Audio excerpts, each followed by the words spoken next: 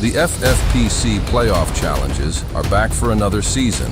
Just pick 12 players, one from each playoff team, and ride them all the way to the big dance. It's that simple.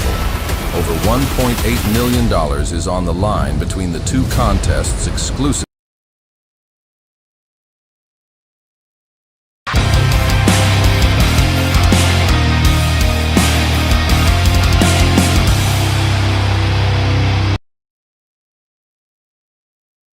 Welcome in to the January 9th, 2025, Thursday edition of the High Stakes Fantasy Football Show on the Better Sports Network. So glad to have you aboard because this is an important week for fantasy football, and we are going to break everything down that you need to know for the playoffs, including everything you need to know for the world-famous FFPC Playoff Challenge. Hi, hello, and welcome. My name is Eric Balkman. You know me from the High Stakes Fantasy Football Hour, the RotoViz High Stakes Lowdown, and, of course, the Fantasy Football Players Championship at myffpc.com.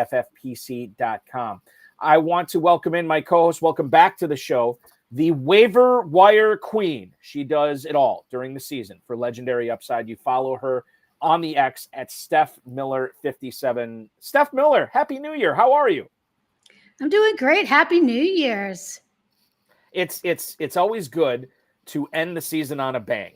And we're going to try to end the season with a huge bang tonight as we are going to try to assemble a $500,000 winner in the FFPC World Famous Playoff Challenge. Again, if you want to play in this, you can do so at myffpc.com. There's two different contests there. You can jump in for $35, have a chance at $100,000, or you could jump in for $200 and win up to $500,000. There's no draft or no salary cap. These lineups are easy to put together. You're picking a 12-team lineup for the entire duration of the playoffs. You don't have to mess around with it during the postseason. Once your lineup is set and that first wild card game between the Chargers and Texans kicks off on Saturday, hopefully you're not ticked off about it, that will be your lineup for the entire postseason. Total points, double points for anybody who makes it to the Super Bowl on your roster. Only one player per team. If you want Justin Herbert, you can't have J.K. Dobbins. If you want C.J. Stroud, you can't have Nico Collins, that kind of thing. That is the slant with this. Register now, myffpc.com. I just sent out an email to the FFPC subscriber list. We are just over half full for both contests, which is ahead of last year's pace. And I believe last year's both contests ended up selling out. So make sure you're getting in right now. Scan the QR code that our producer, Matt Deutsch, has put up at the bottom of the screen. myffpc.com is where to go. Enter now. And hopefully you can make this a fantasy season to remember still, which is always good. You think fantasy is over. It's not. You still got a chance at a $500,000 grand prize. Steph, before we move on to the playoffs, I want to ask you, how was your personal fantasy season this year? How did 2024 treat you? It treated me pretty well. I got one of our ship chasing teams got to the sprint. So we had a couple teams come close and have, some tough defeats. They had the 3rd and 4th seed, so we had some close trying to win our league there that didn't quite pan out. But, I'm back for a little more, and, you still get some money when you have those top seeds. So it was a nice season. Remind the viewers and the listeners for Legendary Upside, legendaryupside.com, where you are putting together that waiver column throughout the year. This was pretty extensive work that you do throughout the season. When does that column normally come out? Is that a Wednesday thing that you normally come out with, or is it earlier than that? I can't remember, honestly. Sometime usually like Tuesday night, pretty much whenever I finish it. Right. Which a lot of times it will extend over, it will probably come out sometime in the middle of the night. And yeah, it's mostly really heavily based for the high stakes for the FFPC. Mm-hmm. So it's not your typical waiver column. I go super deep into the player pool as well. I also will talk a little bit of strategy and other things that are unique to the contest in there. I do have home league stuff also in the waiver column for people, but that's really kind of the specialty focus, trying to get that niche. Which is great, because I know as a guy who plays in a lot of high stakes leagues, I am always because shout out to all the content producers out there. You're doing yeoman's work. We appreciate it. We love it. But I think a lot of them have gone to, I shouldn't say a lot of them, a significant amount of them. When you read waiver columns, they're dedicated to 10-team leagues or shallow 12-team leagues. and that doesn't really help me. But if you're playing in the FFPC or I play in the KFFSC, I play a ton there. You're talking about 20-man rosters, 12-team leagues. So when I get to see your column and I see how deep it goes, there's actual tangible information and, as you pointed out, strategy on how to manage your waiver wire budget, which players to target, which players to fade. And it really helps me manage a team at the high stakes level, which I don't think there's a lot out there. And I'm glad you're doing it. Please don't ever stop. Because we need this as high-stakes players going forward. Are you excited for the season to be done so you don't have to toil on that column every single week? I mean, it's nice to have a little break, I mean, because it's a lot of work. And, it's a pretty small deadline from watching the games to writing everything up and, going through and looking at all the snap counts and, usage and trying to unearth all of those little gems that nobody else is seeing and figure out and fine tune what I think the price is going to be, because I try to give also recommendations for all of that. And then I go back and I show people what I bid and won. And so I try to be really transparent as well and make it fun to kind of follow along with the teams that we have. Transparency is always great, which is fantastic. I think as a content producer, you probably understand, like, there's going to be people you are competing against that will be using your own advice against you. And that's got to be frustrating. It can't be. I mean, but I think that's anybody that does content, you right, realize, exactly. Yeah. People that stream drafts, especially like some of those 30-second clocks, and then they got people in the room sniping them right and left. I mean, it's just something you kind of got to learn. You want people consuming your content. You just got to think of it as a honor and outwit them. So tonight on the show, we are going to be discussing primarily the world famous FFPC Playoff Challenge.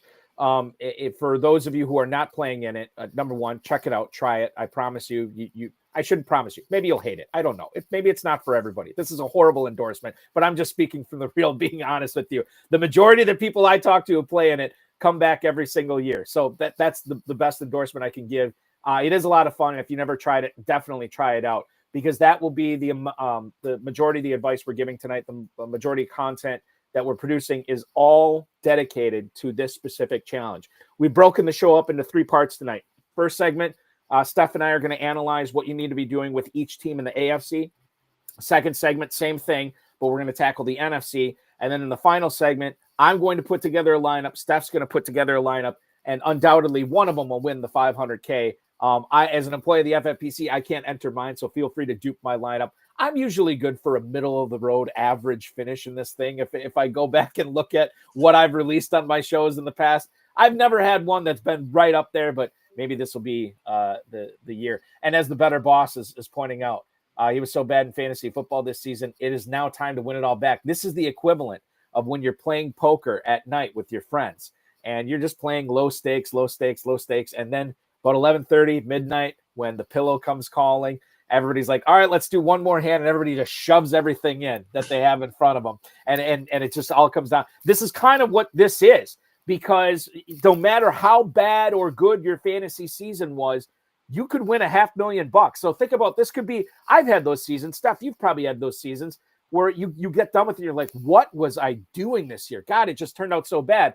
But in the span of a month, if you hit this right, and you run pure, $500,000 could be yours. And we're going to try to make one of our viewers one of the winners this week.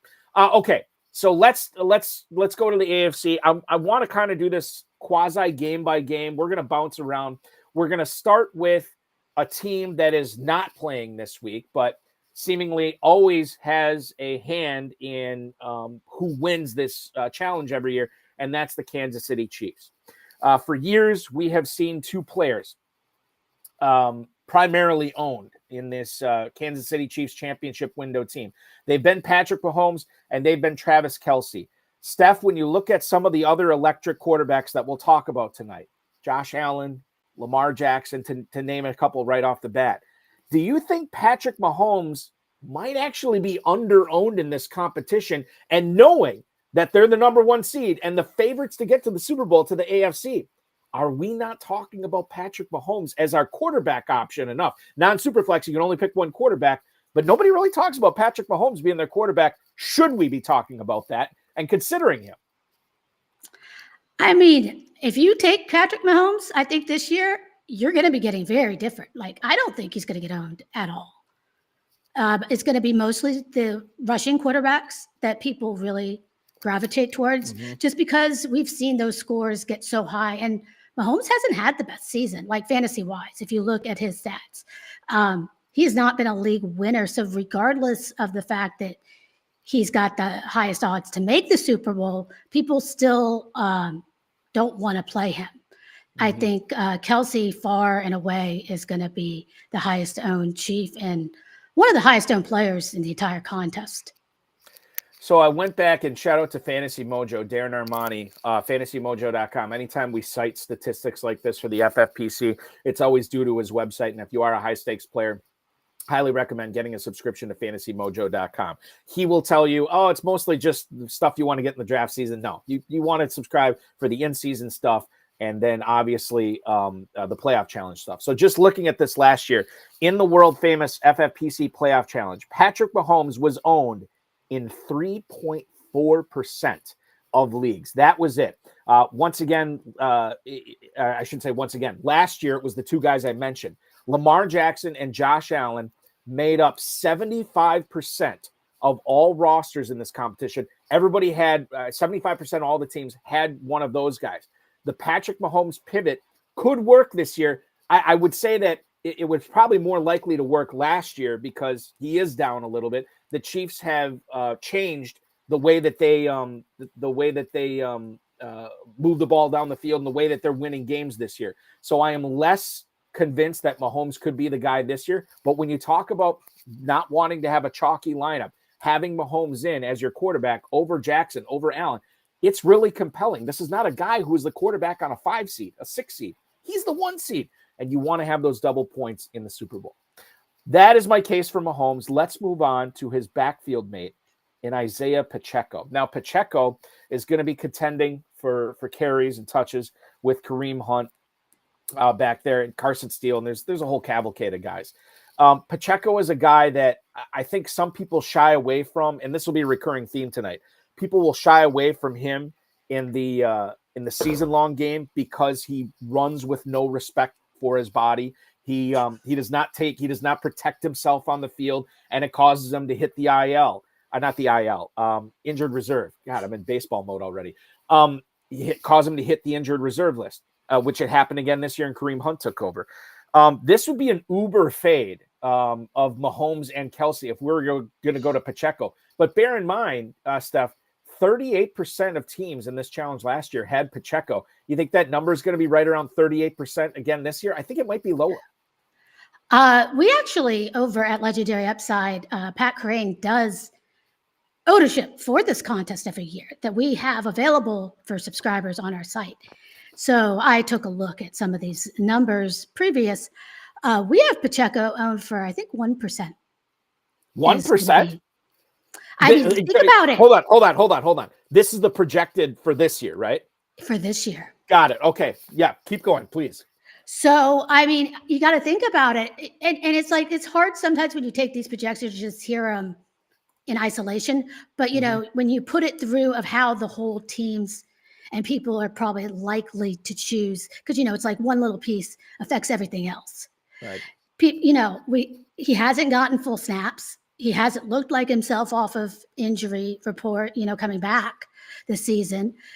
He hasn't had any big games. And, you know, Kareem Hunt hasn't gone away, and Samaje Perine could work in. I mean, it just doesn't feel like a comfy click at all. And there's a lot of really good, strong running back plays that people would rather go to, and even pivots, you know.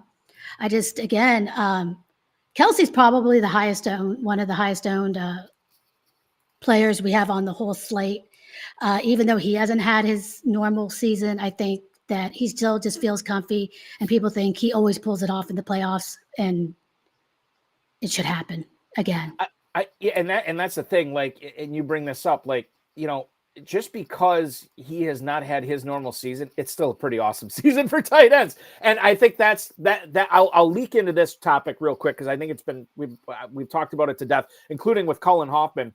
Steph, thanks so much for hanging out with us on Tuesday night on the Road to High Stakes Lowdown. Cullen's in the chat right now, the 100K winner from last year, and I got a chance to talk to him about his thoughts on this. And we did talk about Kelsey. The thing with Kelsey is with Brock Bowers not in the playoffs, with Trey McBride not in the playoffs, that's two huge cogs of the regular season tight end core that were, made up 2/3 of the elite tight ends this year, and they're out. So Kelsey, to me, is like when you got to fill one spot with tight end here, and Kelsey, I think you're right. I think you and Pat are right that he is going to be the most owned Chief, but the Kansas City does give you the opportunity to pivot.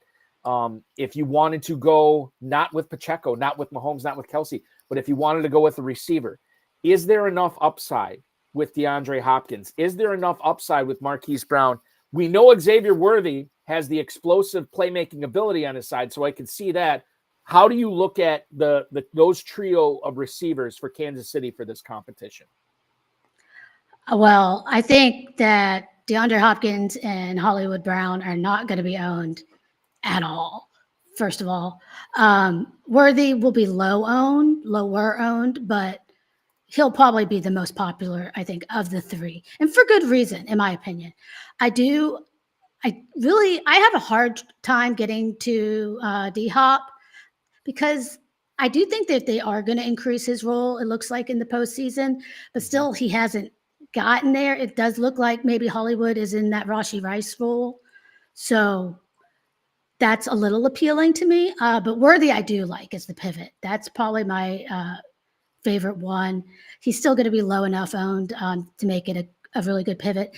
He's started running, 90+% of the routes these last couple of weeks. I think it's been 80% for a while now.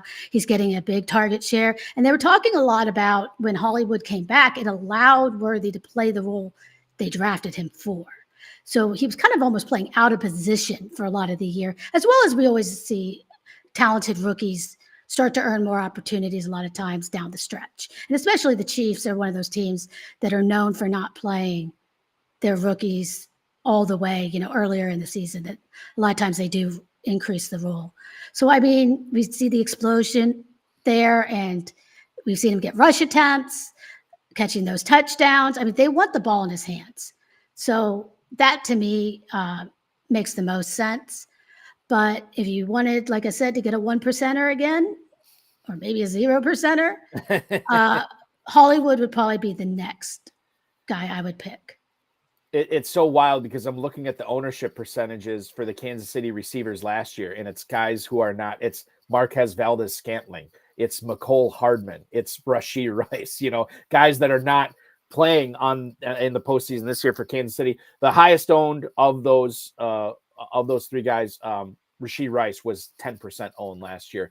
I don't know if Xavier Worthy gets to that high, but I think in that neighborhood. That's about what we have. There you go. Over at Legendary Upside, where you can check out these projections for ownership in the FFPC Playoff Challenge. The first game on Saturday, and this is the game that's going to cause all those lineups to lock, is the Houston Texans hosting the Los Angeles Chargers. Let's talk about the Texans first. How do you feel about their chances of not only winning this game, but maybe winning a second game? Do you think that this is it for them? And if that's the case, are we looking at just Kaimi Fairbairn or the Houston Texans defense in this one? Is this one of the, quote, soft fades that we're looking at that we have to do for at least two teams in this competition, Steph? I mean, I think that's how most people are going to look at it, far and away. So a quick way to get, because, the spread isn't that big here. So, no. I mean, I do think that there could be an upset. And if you wanted to play it that way, it makes sense to play one of the skilled players instead of soft fading. And I think that will be, again, a way to get slightly unique. Now, I think they could win this game. I don't see them winning more than one personally. I think that's a little far-fetched. But that doesn't mean that we've seen there be the guy you need in week one in some of these contests, and Nico Collins could definitely be a guy that you need. People think just because he hasn't scored in a while that now all of a sudden he can't. He still can. Are you concerned because him scoring, obviously CJ Stroud goes into that, right? And Stroud has taken a step back this year from his production levels. Is he going to be good enough against a really good Chargers defense, by the way? We want to talk about the Chargers defense enough. Is he good enough to keep Nico Collins relevant, where if the Texans go out in the first round, you're going to have like a 15-point score from your Texan of choice here? Because that'd be mine. I'd rather have Collins over Mixon. I looked at some of these rosters over the last 3 years. The winning ones usually are wide receiver heavy, which kind of surprised me. I thought they'd be more running back heavy, but they're actually been wide receiver heavy. Is Collins the guy over Mixon? And how confident do you feel about making Collins your Houston Texan of choice? I definitely do think that if I'm going to pick a skill player, my preference is Nico. I mean, Mixon's coming off that high ankle sprain, and he just hasn't looked very good, And like you say, the Chargers are a really good defense. Mm-hmm. So I don't see necessarily them just running him into the ground. Maybe it's a back and forth game if they're, hanging tight with the Chargers or something, and it's just a little higher scoring than we think, or at least closer, which is already kind of predicted.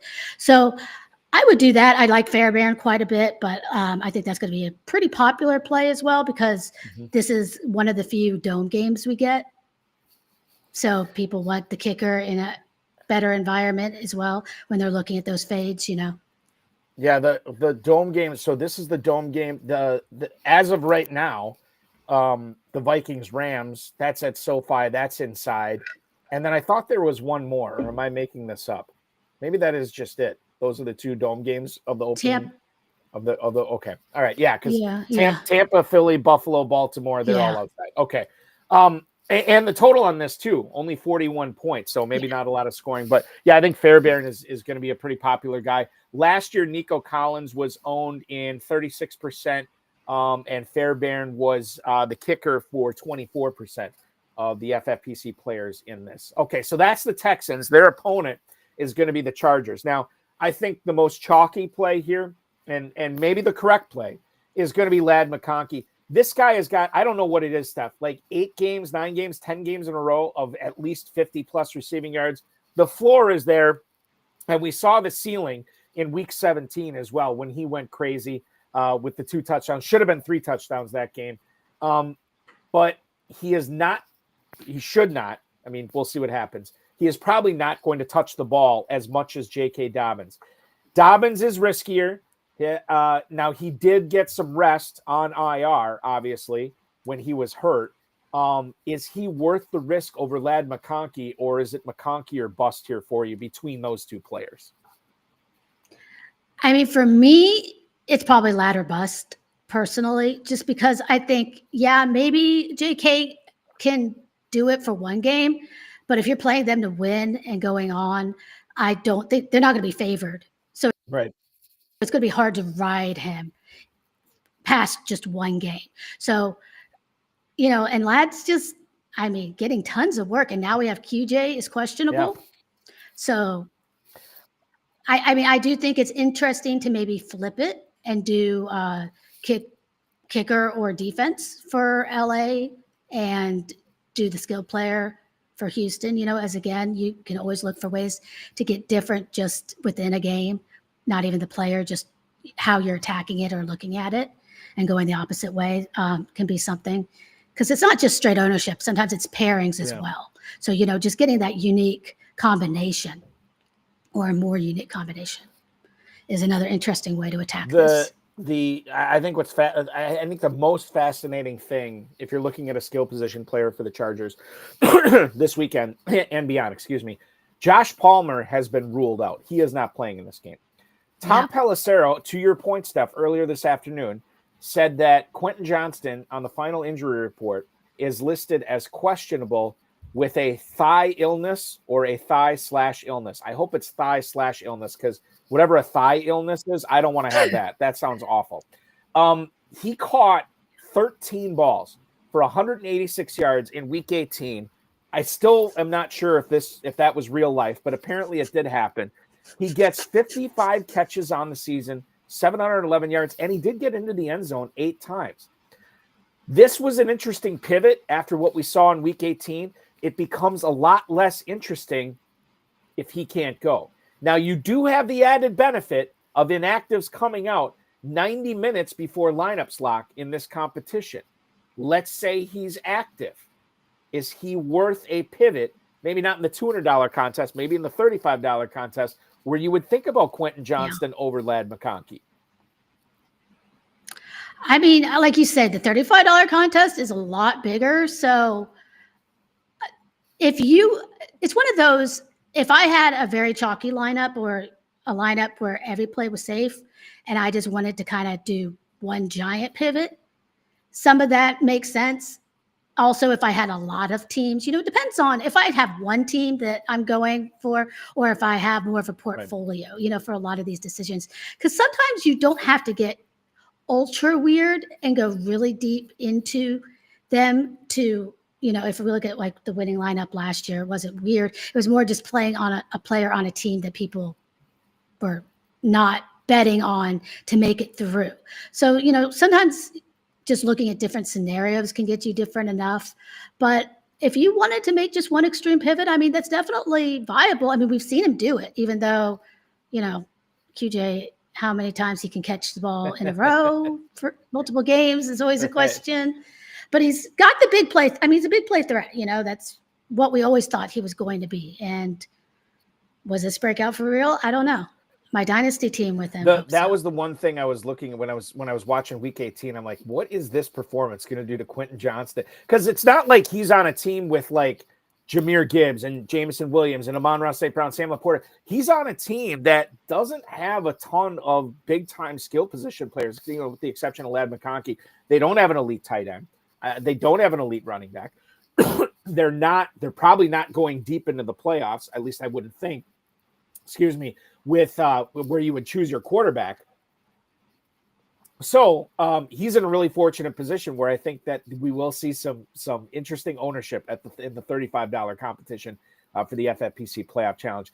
Shout out to Ann Dunn, who hopped aboard on YouTube. Balky, Steph, what I miss? Oh, nothing. Just the Chiefs, Texans, and Chargers. We're going hard with the rest of it. And Nick Costantino, one of the back-to-back champions of the Go Bills franchise in the FFPC main event, chiming in as well. When has Mixon ever looked good? He has been kind of a whipping boy in fantasy circles for the majority of his career, which is, one of those. I guess, Steph, I can't speak to you.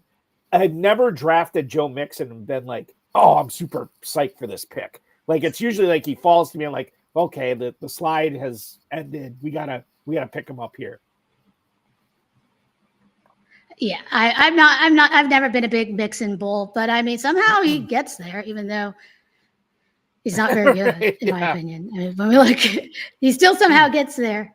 Let's get there on Saturday night in Baltimore. Ravens hosting the Steelers. Lamar Jackson, one of the most owned quarterbacks in this competition last year, has had a bit of a bugaboo. Excuse me, I'm getting way too emotional tonight. I'm getting verklempt talking about this playoff challenge. I don't know what it is. Lamar Jackson has not always been the best guy in the postseason.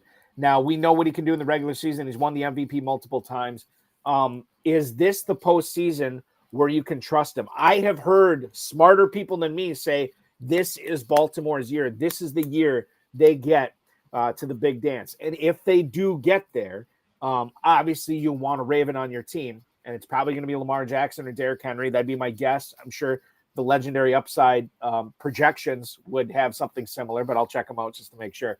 Lamar Jackson, is this the year, Steph? I mean, I think we could be pretty aggressive with a player like him in 2025.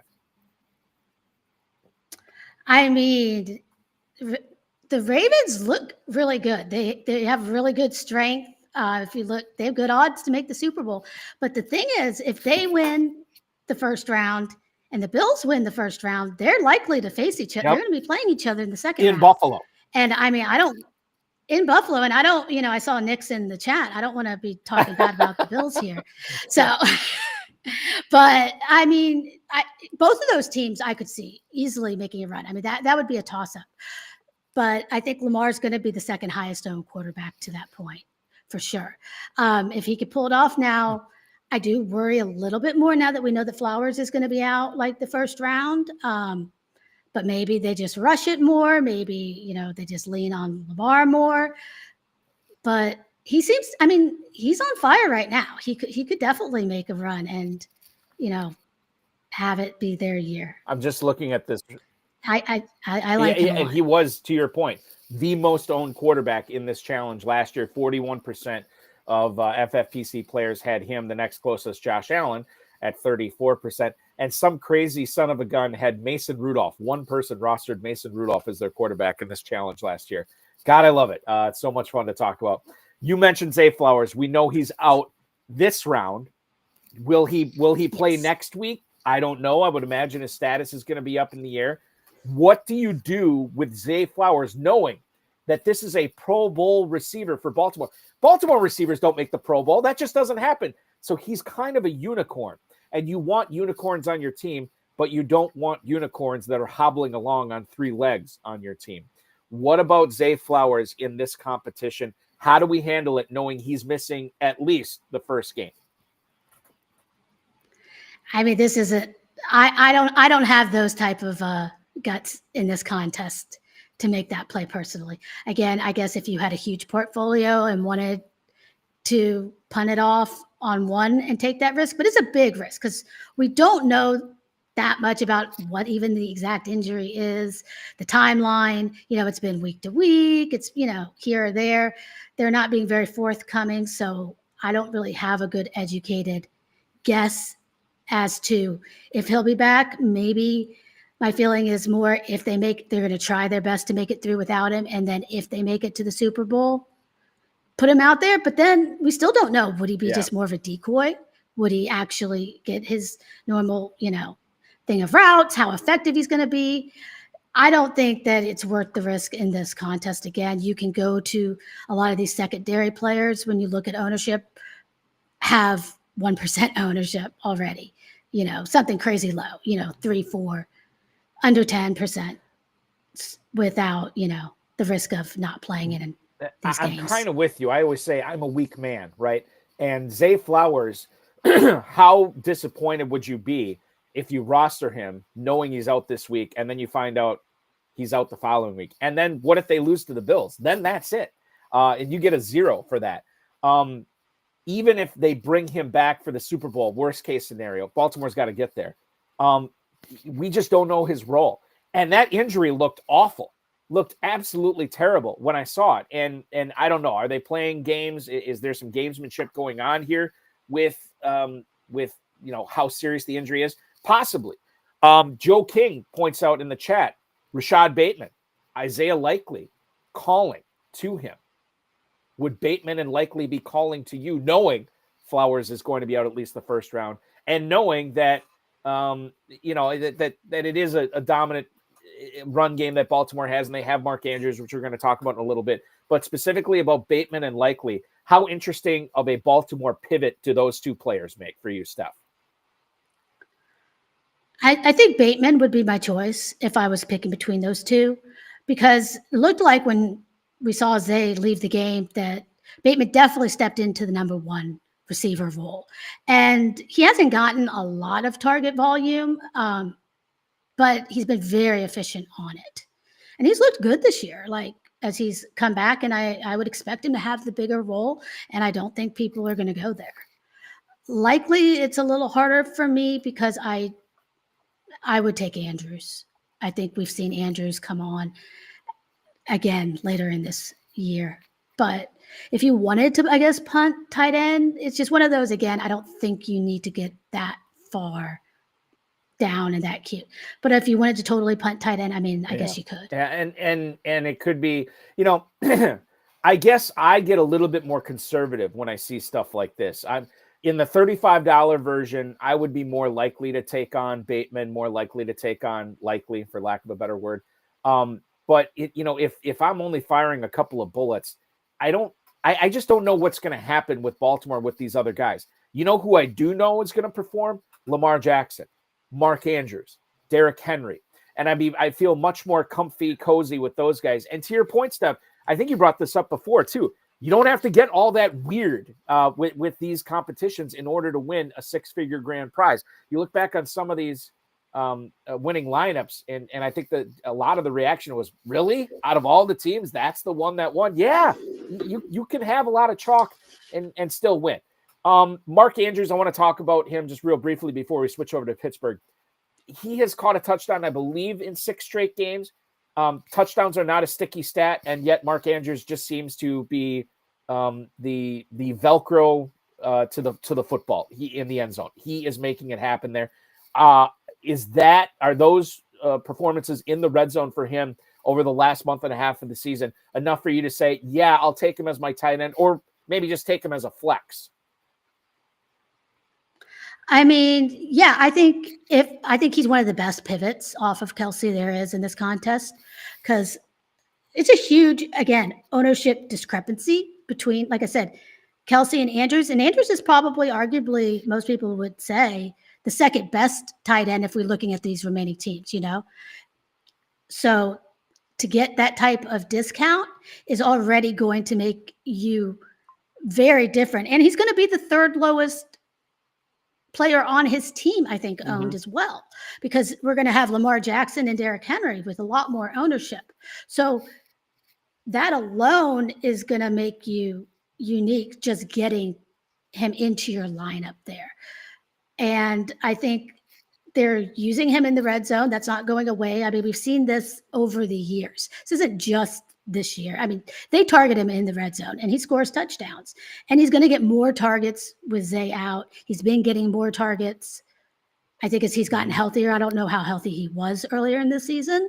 So I think that even if he doesn't just continue to score those touchdowns, I mean, this is PPR, tight end premium scoring. He could still get you there. And again, if you're looking at the competition at that position, maybe not within the team there, we have, Lamar and Henry score a lot, but just within tight ends, it's pretty easy for maybe Kelsey not to get there. And it'd be very hard for most of the other tight ends to come up and match. So you could still dominate that position, even, and then hope other guys at other positions can still match, even if he's not the highest on his team. So there's a lot of different ways you can look at some of these, your chances and how these contests play out. Like I say, it's all a puzzle.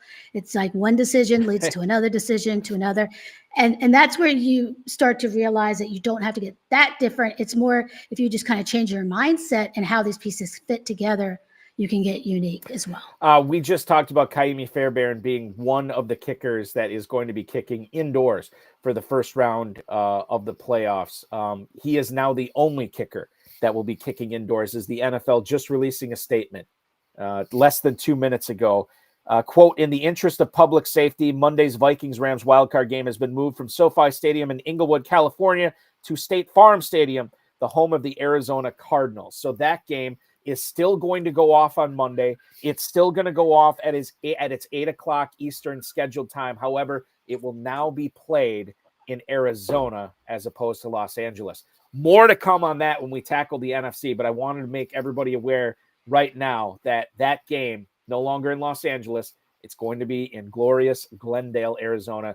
And boy, shout out and thoughts and prayers to everybody in the Palisades area that are losing their homes and just, trying to stay safe right now. Scary stuff that's going on there right now. So once again, Vikings, Rams, going to be in Arizona. We'll get into that coming up in the next segment. I want to talk about a few more teams before we get out to a break.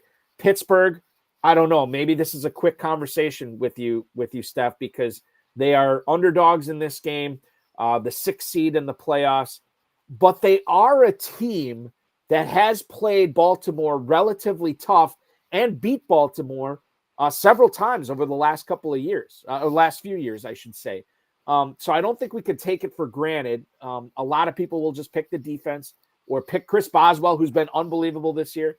But if we were going to go with a skill position guy, would you consider Najee Harris?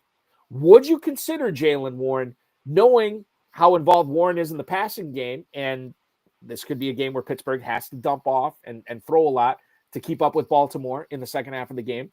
And Najee Harris, a guy who I think he put up 1,000 rushing yards again this year, quietly, and it's not the most exciting guy, but dude puts up numbers. You like Harris or Warren in a challenge like this? I do not. Not against Baltimore's rush defense. I mean, first, for Najee, they would have to have a big lead, and I don't see that happening in this game. Now, I'm not saying they can't possibly win, but I think if they do, it would be on the back of some of those moon balls. And so the guy I would go for is George Pickens. So that would be how, and it's a much better matchup for wide receivers against Baltimore to that point as well. So connecting on some of those deep balls could be, the key. I think more. Warren would be slightly more interesting just because you mentioned, he catches the passes, PPR scam a little bit. But I still don't think those little dump offs are going to do it to win a game. And, you really want either a guy that's going to put up a massive score in round one if they go out and lose, or, you're betting on using those skill players for teams you think can advance. So to me, I think that Pickens has the ceiling that you would want for if you were going to be different and pick a player that could only, last in round one. And, if there was an upset, then great. You could have somebody that could score you a lot of points for another Let me game. throw this at you. And you talked a lot about Pickens, and I get it. And I think Pickens is a fine choice for Pittsburgh if you want to go that way. But let me throw this at you. Let's say you're projecting a Pittsburgh upset. So you're betting that Pittsburgh gets at least two games in this competition. PPR, tight end premium. How do you feel about Pat Freiermuth in that scenario, knowing how involved he's been in this offense down the stretch? I think that Freiermuth is an interesting pivot just because the tight end position is not that strong this year, like outside of Kelsey. And if you want to get away from that chalk, it's pretty hard. Like that's kind of why I was saying earlier, I like Andrews so much. I mean, he makes the most sense, Freiermuth is on my short list for guys that if I was considering making a little bit of a tight end pivot possible. Now, I don't think he's going to necessarily put up the same type of score, but it's kind of one of those things of maybe making it almost a little more of a soft fade. Yeah. Again, would be my way to attack it. I think if I'm playing them to win, I would be riding Pickens personally. I think doing the tight end, I'm still not playing for them to make a big run. Freiermuth, and I guess this is my recency bias taking over. His last two games of the year were his best two games of the year. 7 for 60 against Kansas City, 8 for 85, and a touchdown against the Bengals in Week 18. If you look at what he did in the two Baltimore games this year, 2 for 14, 3 for 16. That is 5 for 30 in two games. No bueno. And that's the first opponent that you have is the Steelers. I'm with you. I think if you're not going to use Boswell, you're not going to use the defense, Pickens would be the way I would go here. Moving on to Buffalo, the Nick Costantino portion of the show. And by the way, Nick said he's got a beef with Appleton being the home of fantasy football. Appleton, Wisconsin, my hometown, which not only features Cullen Hoffman, who won the $100,000 in the playoff challenge last year, but Mike Melberg, who won the $1 million in the FFPC main event this year. Unbelievable. Now, not to take anything away from Nick, because his Go Bills franchise won $500K and $1 million in back-to-back years in the main event. Buffalo's huge. He said some of his Buffalo buddies finished 6th place overall this year. Yes, I realize Buffalo's huge, and it's coming. It's 4 times the size of Appleton. Let us Appletonians have our moment here because it fades quickly. So Nick, thank you for your input. We always appreciate it. And thanks for watching tonight. Is Josh Allen too chalky in this competition? Josh Allen, who I believe is now the odds-on favorite to win the NFL MVP. And one of the things working for him, if you want to roster him, there is no Stephon Diggs on this team this year. Dalton Kincaid has not developed into the player that we thought. Khalil Shakir is fine, but is he really that explosive type play that could help you, shoot to the top of the leaderboard? I don't think so. So it comes down to Josh Allen and James Cook. Number one, would you be willing? Well, here's the thing. If you're firing one bullet or multiple bullets, I think most people would have Josh Allen as their quarterback. James Cook, is he the only guy that you see is worth a pivot off of Allen for the Bills? Let's get into this stuff. For me, he is. Because here's the thing. We see he spreads the ball around. So if he, it's hard to have one of those pass catchers that is getting there for multiple games. And I mean, I do think they're playing, obviously, at least 2 games with the Bills. So it's really hard to bet on somebody else because there's not an alpha, someone. And most of the time, even with those pass catchers, Allen's coming along. Like, it's hard to envision a scenario where he's not the highest scoring player on that team by a wide margin. So there's no opportunity cost there. The only scenario I can see where he isn't is if it's a James Cook game. So that's why he makes sense as that pivot. Now, I will say the other running backs have worked in more. So we've seen some risk there. I honestly, especially if I'm just playing 1 or 2 lineups, I'm probably eating the Allen chalk just because there's nobody else I really want on that team to that extent. And I'm confident in my own skills to get different elsewhere. I just think that we've seen the scores he puts up, what he does with his legs. And I do think he has a good chance to make the Super Bowl where you get those double points. And I mean, he could just separate in a way that nobody else can. And there's not an opportunity cost there to do it. Where when you look at, Lamar or Hurts, you got Derrick Henry, you got Saquon Barkley, you got these alpha wide receivers, or at least secondary decent wide receivers, or tight ends. And you don't have any of that because I'm sorry, Kincaid has not shown to be that, even though we had hopes for him entering the year. Let's spend a couple of minutes on Buffalo's first round opponent, the Denver Broncos. Most people and pundits I've watched and listened to and read over the course of the last few days, they seem to be hard fading the Broncos here. Is that what we should be doing? What are the chances that they could shock Buffalo and move on here? Denver's a plucky team, but I don't know if plucky is enough to get it done at Orchard Park this weekend.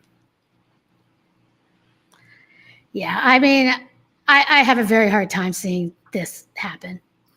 Like, that's one. And I mean, the market agrees. But like, as to your point, I think they're not very obvious and going to be a very high full faded team.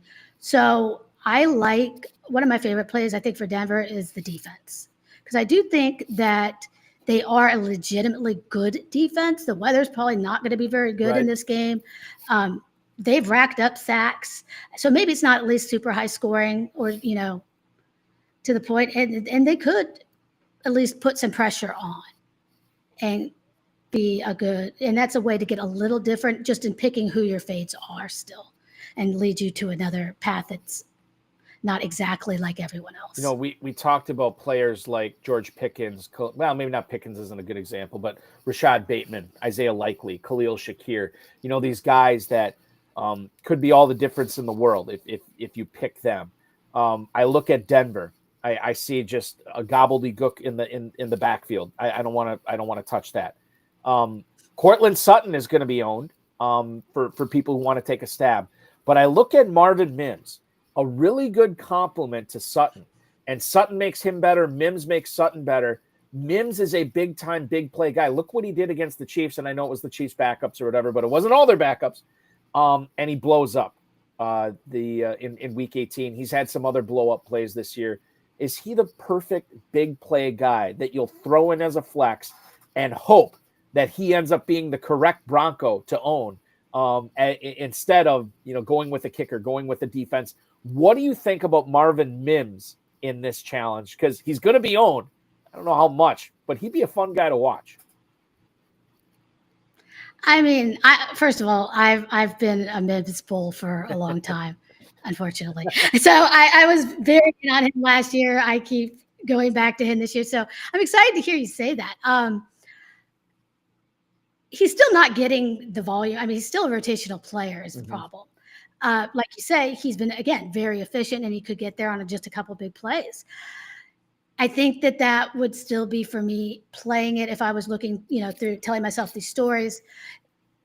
that they lose, because could he do it one game? Sure. Do I have any confidence he could do it in 2-3 games? Definitely not. So I think if I had, again, a good amount of lineups, that he would be a fun guy to stick in there just because I do love him. But you're risking a 0. You could get a blow-up game, but you could very well get a goose egg. And it's really hard to take a 0 in this competition and make it. But I do think, to your point, Sutton is going to be a little higher owned than, like, to go back to like Pickens, because there is no one else to take that ownership away on his own team. They don't have a tight end. They don't have any running backs. They don't have, Mims is the closest to a second wide receiver that anyone would take. And I honestly don't know if anyone is going to take him and go there. I mean, it might be a less than 1% ownership type thing, or, 1% of teams. So that's why, if I was picking between, because I think that Pittsburgh also is going to be another highly faded team, I would probably do Pickens over Sutton personally, just because I think there's that ownership gap and there's similar type plays. And I like the chances for Pittsburgh to pull the upset, and you get the 2 games out of Pickens, whereas I don't really see 2 games coming out of Cortland Sutton this postseason. Oh my, it's almost 8:00, and we have not tackled the NFC yet. That was very extensive on the AFC. Great stuff from you, Steph. Let's keep it going. We're going to take a quick break. Don't go anywhere. It's going to be, and I mean this when I say this, it is a quick break. We're going to tackle the NFC next. We're going to lead off with the Lions, a cornucopia of fantasy goodness there. Plus, before we sign off tonight, Steph and I are each going to build a lineup ourselves. Steph Miller from Legendary Upside helping me out with our high-stakes fantasy football show preview of the FFPC World Famous Playoff Challenge on the Better Sports Network. Don't go anywhere. We'll be right back. You talk about utilizing something called perpetual reloading to ensure something called a permanent championship window with FFPC Dynasty Leagues. How do we make sure that perpetual reloading is what we're doing in our rookie drafts every year to make sure that we're always competing for titles year in and year out? Yeah, so we always have this tension between playing a little bit for the future and playing for the present. You'll have drafters jump into the startup. They'll draft the veterans. They're trying to win in that first year. Sometimes they do. I don't want to in any way, shape, or form suggest that doesn't work, because you see some of those teams compete and win titles. And yet, when we're thinking about the best way to control your chances to win, you want to be in the playoffs year after year. You want your championship window to always be open. You don't want to get to a point where you build, and then have a couple of years where you're going for it and then you're rebuilding again. You want to be in it every year. You want to get as many buys as possible so you don't have to compete in that quarterfinal round. You build a more powerful team. You can't control the injury that you have to the key player that cost you a title, or the 50-point game that a non-elite player like Amari Cooper scores and knocks you out. You can control having one of the best teams every single season. The way that you do that is you build depth in your player talent across all those positions. You build depth in your picks. In order to execute some of those types of things, you trade down, you trade peak players, you trade young players. You've got to trade things that people want. A lot of times I think when people are trying to reload or rebuild, they're trying to trade distressed assets at a level that the rest of the group isn't interested in, and then you feel like you can't move. If you're going to make trades, you got to trade things that people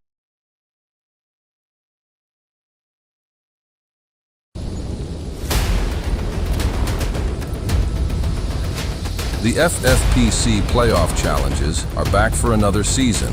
Just pick 12 players, one from each playoff team, and ride them all the way to the big dance. It's that simple. Over $1.8 million is on the line between the 2 contests exclusive. Eric Balkman and Steph Miller coming back at you here for the second segment of tonight's High Stakes Fantasy Football Show, featuring the world famous FFPC Playoff Challenge preview here on the Better Sports Network. At Steph Miller 57 is where to connect with Steph. And I know you get into you are the waiver queen, obviously, but I didn't realize you were in a dynasty auction league with Mr. Nick Costantino as well. Yeah, one that I run. Okay. Yeah, he joined. All right, got it. And it was a lot of our leg up subscribers, and people. But yeah, one of my favorite formats is auctions, and I wrote an auction strategy article as well. I mean, I think that it's just, outside of we get to do snake drafts for everything, on most of these platforms, and auctions just it's a unique thing. There's a lot of strategy involved, and it's a very fair way to draft, and it's really fun for Dynasty. I never have. I mean, I've done auctions. I've done dynasties. I've never done a dynasty auction. So do you actually have an auction for the rookie draft as well? Not in that league, but I do have 2 other leagues that I am running that we are doing auction for the rookie. So we trade. So we turn the picks into auction dollars. Fantastic. So anybody who has the number 1 pick obviously has more dollars to spend than I got it. Correct. All right. You've hooked me. I got to get in one of these leagues. I got to set something up because that sounds awesome. No, they're so much fun. For sure. We did the AFC in case you missed it. We are getting into the NFC portion of our playoff challenge preview, helping you to hopefully a $500,000 grand prize in the FFPC Playoff Challenge. MyFFPC.com is where you want to go to register for this. That's myffpc.com, or scan the QR code that Matt has put up on the screen. Again, no draft, no salary cap. You are just formulating a 12-player lineup, 1 player per team. So you can't stack with a bunch of Lions or Chiefs or anything like that. 1 player per team. The highest score of whatever your lineup is for the entire postseason will win the $500K. Double points for anybody who makes it to the Super Bowl as well. MyFFPC.com. Enter for $200. Take a shot at a $500,000 grand prize. $35 entry fee will get you a $100,000 grand prize if you are able to outscore everybody else. MyFFPC.com is where to go, or scan the QR code. Now, the Detroit Lions will lead off the NFC portion. Similar to what I was talking about with Patrick Mahomes earlier, I think Jared Goff is being overlooked. Now, part of the reason is, number one, he's not like an elite, quote unquote, elite quarterback. You think about where he was ranked by a lot of the pundits out there on a week-to-week basis. Rarely was he in the top 5, even though he didn't do numbers this year. The other thing that's working against him, Jahmyr Gibbs, David Montgomery, Jamison Williams, Monroe St. Brown, Sam Laporta, all these players. This is a talent-rich team when it comes to the skill position players. But I do think, again, having a quarterback in the Super Bowl where you're getting double points cannot be overlooked. Are we going to be overlooking Jared Goff here? I'm just looking this up from last year. He was owned in less than 1% of leagues as the quarterback. Maybe that's going to happen again this year, Steph. Do I have my Jared Goff colored glasses on right now? Am I talking him up too much for a challenge like this? I mean, he's tough because, like you say, it's when you look at it in the scheme of things, there's a lot of opportunity cost on that team. Is he going to outscore, even though you get double points for whoever makes the Super Bowl, is he going to outscore Amon-Ra St. Brown? Is he going to outscore Jahmyr Gibbs? Is he, David Montgomery could have a big game. Jameson Williams can have there's a lot of other players that could, because again, we've seen him have those big games where he's passed for tons of yards, but in the Super Bowl, does he spread it out that much? Does it just get really concentrated onto his top receiver? And you'd rather have them in a 1-game outcome than Goff because he doesn't rush or add anything else. So to me, he's very hard to get to. I would probably, looking at Super Bowl quarterbacks in a vacuum, if I was comparing him to like Mahomes, the other pocket passer that's likely to make it, I would probably go with Mahomes, I think, over Goff, just because there's not the opportunity cost on his team. You just shut down the Jared Goff in me is now dead. I can't fathom putting together a lineup. Although if I was doing multiple, it'd be fun to put a Jared Goff lineup in there to see what that would look like. I can tell you the last year for the backfield, which I want to talk about next, David Montgomery, Jahmyr Gibbs. Last year, Jahmyr Gibbs was owned by 16% of the FFPC players in this competition. The ownership for David Montgomery, less than 2%. Montgomery, according to the not caddy, what's the word I want to look for with David Montgomery or with Dan Campbell here, being very coy or maybe not so coy in saying he's excited when he was asked about whether David Montgomery is going to be back for the divisional round. What is this effect going to be on Jahmyr Gibbs? Jahmyr Gibbs was the guy down the stretch, right? When Montgomery was hurt, number one ranked running back seemingly every single week. They gave him all he could handle. I was listening to, I think it was Sean Siegel from RotoViz talk about this earlier this week. And he said, maybe it wasn't Sean. It might have been Ben Gretsch. It doesn't matter. Well, it does matter. And I apologize. I'm not giving proper credit to this. But one of them said, you could see monitoring carries and touches for Jahmyr Gibbs over the course of a season, right?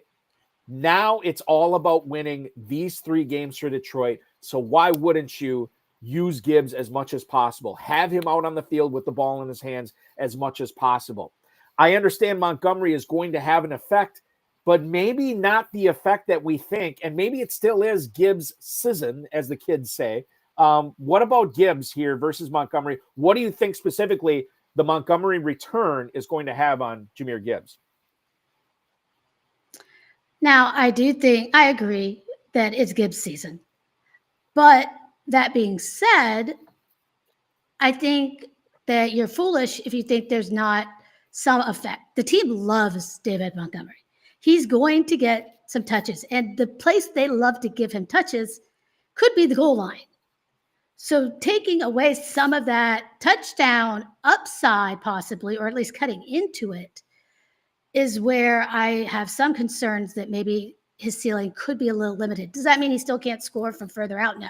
I mean, we could see those explosive runs. I think they're going to use him in the pass game, but they're going to still work Montgomery in. He's not going away by any means. Would that stop me from playing Gibbs? No.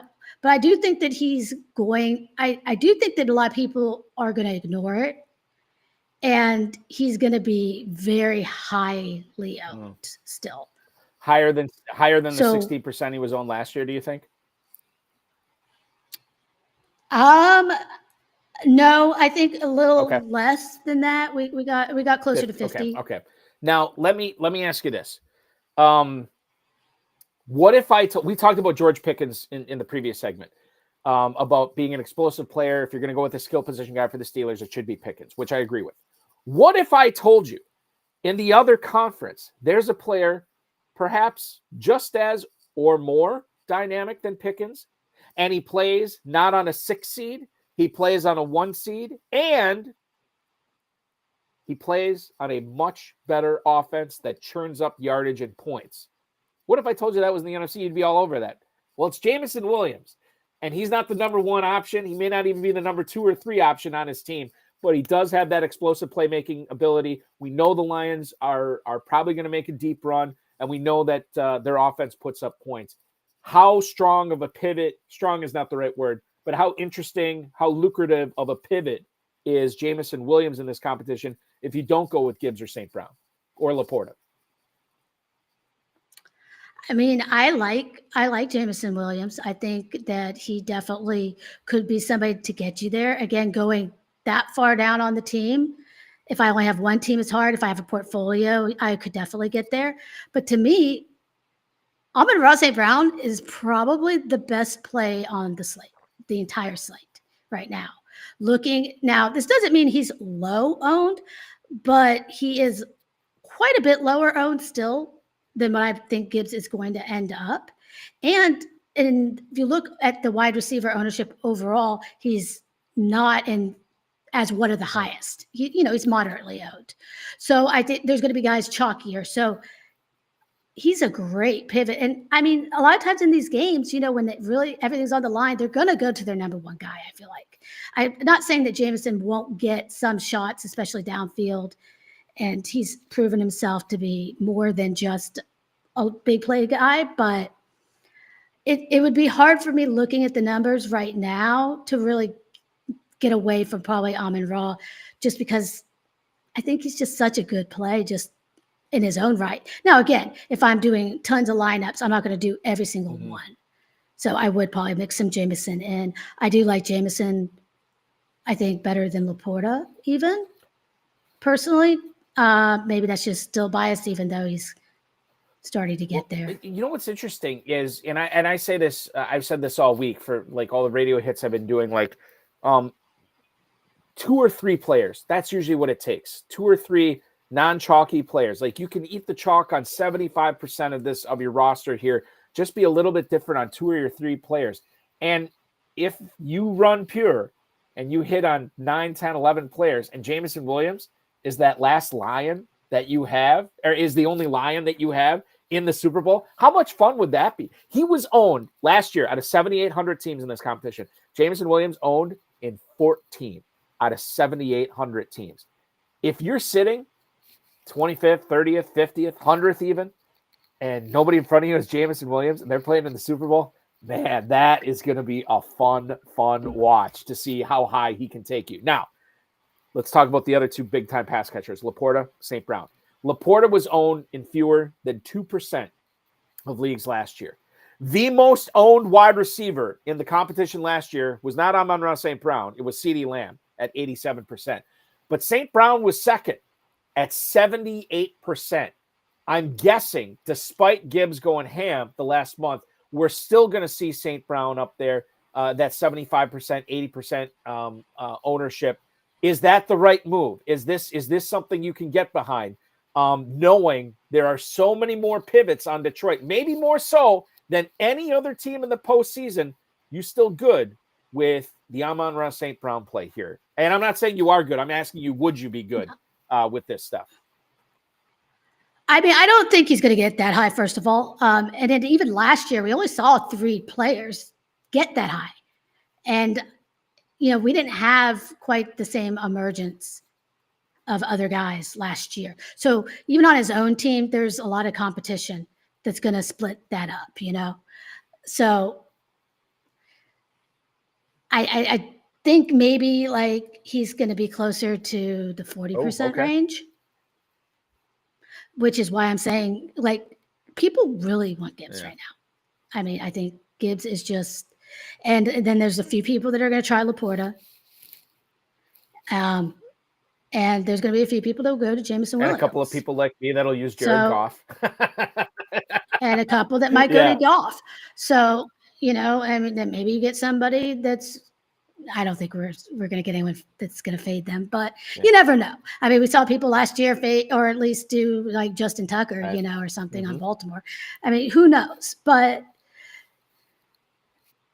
you just get there. Like I said, a lot of this it's very different when you're playing 1 or 2 teams and when you're playing several teams. And nail on the head there for sure. And if you are playing multiple teams, the Lions are going to be a fun team to figure out because there's so many different ways that you can go on that. For sure. Let's talk about some of the games coming up this weekend. We'll start off in Philadelphia, the Eagles hosting the Packers. Jalen Hurts, by the time he takes the field at the Link on Sunday afternoon, it will be 3 weeks since he played meaningful NFL football with the real bullets flying around him. How nervous should we be about some potential rustiness for Jalen Hurts, at least for the first week?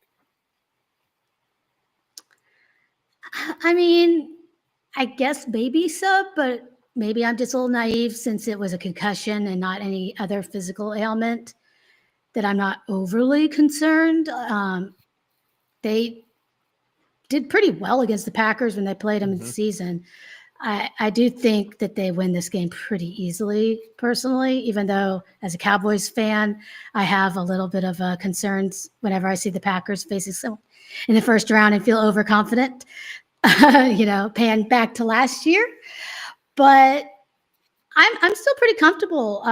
And I mean, Hurts practiced in full today, so he's on par where I think we should hear that he passes as long as, the concussion protocol tomorrow, I guess they have to say that he has no symptoms after practicing in full is the next step. And I think that could be another interesting pivot, even at quarterback possibly, or his pass catchers are going to be really low owned. I mean, pretty much everyone that's not Saquon is going to be really low owned there. And they're all really good. What pivots. about I want to talk about Barkley in a second, but what about AJ Brown? He's going to be one of the targets that Hurts is going to have. talk about rustiness with Hurts. Brown, I don't believe practiced yesterday. I know he did not practice today. He's dealing with a knee injury, and he's been dealing with this knee injury for about a month or so. Now, I wouldn't say he's balled out, but he's been very good when he's been out there. Is this more of a rest thing? Like, I think that I'd be less concerned about A.J. Brown if they didn't have a great option opposite him, but they do in Devonta Smith. So if you are looking at pivoting away from Barkley and you're not going to utilize Hurts, should Brown be the guy, or does this injury kind of scare you off that a little bit? I think I would still go Brown, but I could definitely see. I mean, Smith ended the year pretty strong. Now, most of that was without Goddard, who's going to be back. I don't think that Hurts has ever lost a game that A.J. Brown has played. A.J. Brown tore up the Packers their first time around, several touchdowns. Yeah. I think, and he's one of those players that always just seems to play through things. Like, he's always banged up as well. So I kind of think it's rest, and they're just taking care of him and being a little more cautious. I would probably go there, but I do think both of them are good pivots and strong pivots in their own right. I think, but I think he's low enough owned that you don't need to necessarily go to Smith. But if I was doing multiple teams, I'd definitely mix both. I think the other thing, and maybe this is a quick conversation, Dallas Goedert not on your radar for this? Not really, with everybody healthy. And I mean, again, that would be more of a move if I was making an upset for them. Like, it's another soft fade where I didn't want to go defense kicker. I didn't want to full fade him. But maybe I did think there was, like, if I paired him, I would probably do something crazy. Well, maybe not crazy. Maybe it would just be Josh Jacobs. But I was going to say you could do something with, like, a Packer, which nobody's going to play any of the Packers wide receivers. No, they shouldn't. I mean, people will, but I wouldn't. I don't recommend it. I don't either. But... I'm with you. You and I are definitely on the same page on that one for sure. Regarding Barkley, the most owned running back last year in the competition, the FFPC Playoff Challenge, which is what we're talking about tonight, was Christian McCaffrey at 79%. You think Barkley's going to be up there at 79%? And if he is, should we be going with Brown, Smith, or maybe even Hurts, knowing that there are some other really talented options on the Eagles? This is the anti-Josh Allen, right? Where you pivot off Allen, not much there. But if you pivot off Barkley, there's some playmakers there. I do think we have Barkley as the most highest owned player on the entire slate. And it's going to be close to that. It's high. We got him in the higher 70s. So I do think he's going to be really chalky. I do think he's a good play. I also think that A.J. Brown and Devonta Smith are two of the best pivots in this contest you can make, or Hurts. If you really want to, do that, you got to kind of think through the quarterback options quite a bit, but I would definitely mix him in as well if I was doing multiple teams. I don't think that you can't still roster Saquon. I would just be careful about who else you're pairing him with. So if you're doing him, I wouldn't do the next chalkiest guy. You're going to have to make some pivots. You're going to have to get uncomfortable somewhere, but it's definitely can still be done. I think the other team that we'll talk about this other team. I don't think we need to spend a ton of time on them. The Packers. I don't, this time last year, they were playing really, really good. Jordan Love was at the peak of his powers. And then they took out Dallas, the 2 seed last year. Packers, the only 7 seed ever to win a game in the NFL postseason. I don't think they do it this year for a variety of reasons. I think Philly's a lot better than what Dallas was at this time last year. Green Bay's not playing their best ball, and they're banged up too with Christian Watson. To start our conversation about the Packers, what receiver steps up in Watson's absence is kind of irrelevant, because even if you hit it right, Steph, and it's Jaden Reed against the Eagles, or it's Dontavian Wicks against the Eagles, and even if the Packers win, there's no guarantee that receiver is going to be the guy that you want against the Lions the following week, right? So even if you nail it the first week, it's still roulette. Every single week the Packers are still in. Even if Green Bay makes a playoff run, I don't see any. I see nothing but hair pulling and gnashing of teeth if you're picking a Packers receiver here, and I think that's the point we want to drive home. Yeah, and I mean, I think that's a good point and that's kind of the point I was making earlier, even about like the Chiefs. Some of these teams, it's hard to pick a guy that's going to make a consistent run for multiple games. And that's what, if you're wasting, I don't want to say wasting, but you're using your skilled position players at wide receiver and running back. These are, coveted spots. You want these guys to move on as much as possible. You want somebody that is going to score you points multiple times. You could get one big blow up game and then nothing. And I mean, I'm with you. I just really don't see that they're going to win. So I don't have any interest there. I think Josh Jacobs is going to be decently owned. Depends. I would mix him into some lineups. That's just kind of where I stand. Maybe you could, if you wanted to punt tight end, maybe Tucker Kraft would be something you could do, because in that case, I would be okay with, doing that in a loss. It's still probably not my favorite play. No, but nor mine. I could see it. I'm with you. I could see it. It's not my favorite. My concern with Jacobs, and this is the other portion of the Packers offense here, Green Bay has transitioned to a power running team this year, something that we haven't seen in a long time. So when you talk about not knowing which receiver is going to be the one to own every week, even if Green Bay goes on this miracle run, it's not worth picking. It's not worth trying to pick one when you got to hold them the whole postseason. But if you pivot and you go with Josh Jacobs, who probably is going to be the most owned Packer, at least among the skill position players, you can't really run on Philly. And the Packers without Christian Watson this year has struggled against man defense. And I can see it now that Vic Fangio is going to throw a lot of man with Cooper DeJean and Quinyon Mitchell, and Wicks is not going to be able to win consistently. Reed is not going to be able to win consistently. And if I'm Fangio and I know that none of these receivers scare me, man, I can load up the box and I may not even have to with Jacobs if they know a run's coming. So that's my concern with Jacobs. Really good regular season, kind of an accumulator this year, which I don't necessarily like backs like that. And that's why I think that I would either be in full fade, maybe soft fade mode and with McManus. I don't think I'd do the defense. McManus would be the other guy I consider, or to your point with Kraft. But that's my concern with Jacobs, is I could easily see this guy having 45 rushing yards, 2 catches, doesn't get in the end zone, and then you're ticked off at, why did I play Jacobs when I could have, played McManus or just faded the Packers entirely? I totally agree. I mean, I think those are very relevant concerns. And I think that, Philly's a great defense. I mean, they could easily shut him down. And like you say, they have those great corners that could just play man and stack the box. I mean, I could see it happening. It's definitely more than viable. I don't say probable. Likely. Possibly probable. Yeah. Let's move on and talk about Tampa. The darling, and I believe he made the thumbnail for this show tonight on YouTube for Tampa, not only this season, definitely down the stretch, and maybe in the postseason. Bucky Irving, this guy had, I believe, 18 touches, or was it 18 touches? I think it was 18 touches in the Tampa's must-win game in Week 18. Rachaad White, 0 touches. Sean Tucker, 2 touches. There you go. Matt Deutsch throwing it up right now. There's our boy Bucky Irving on the screen in all his glory. When you have Irving and I think we've talked about kind of like a committee type thing with the Tampa backfield the majority of the year.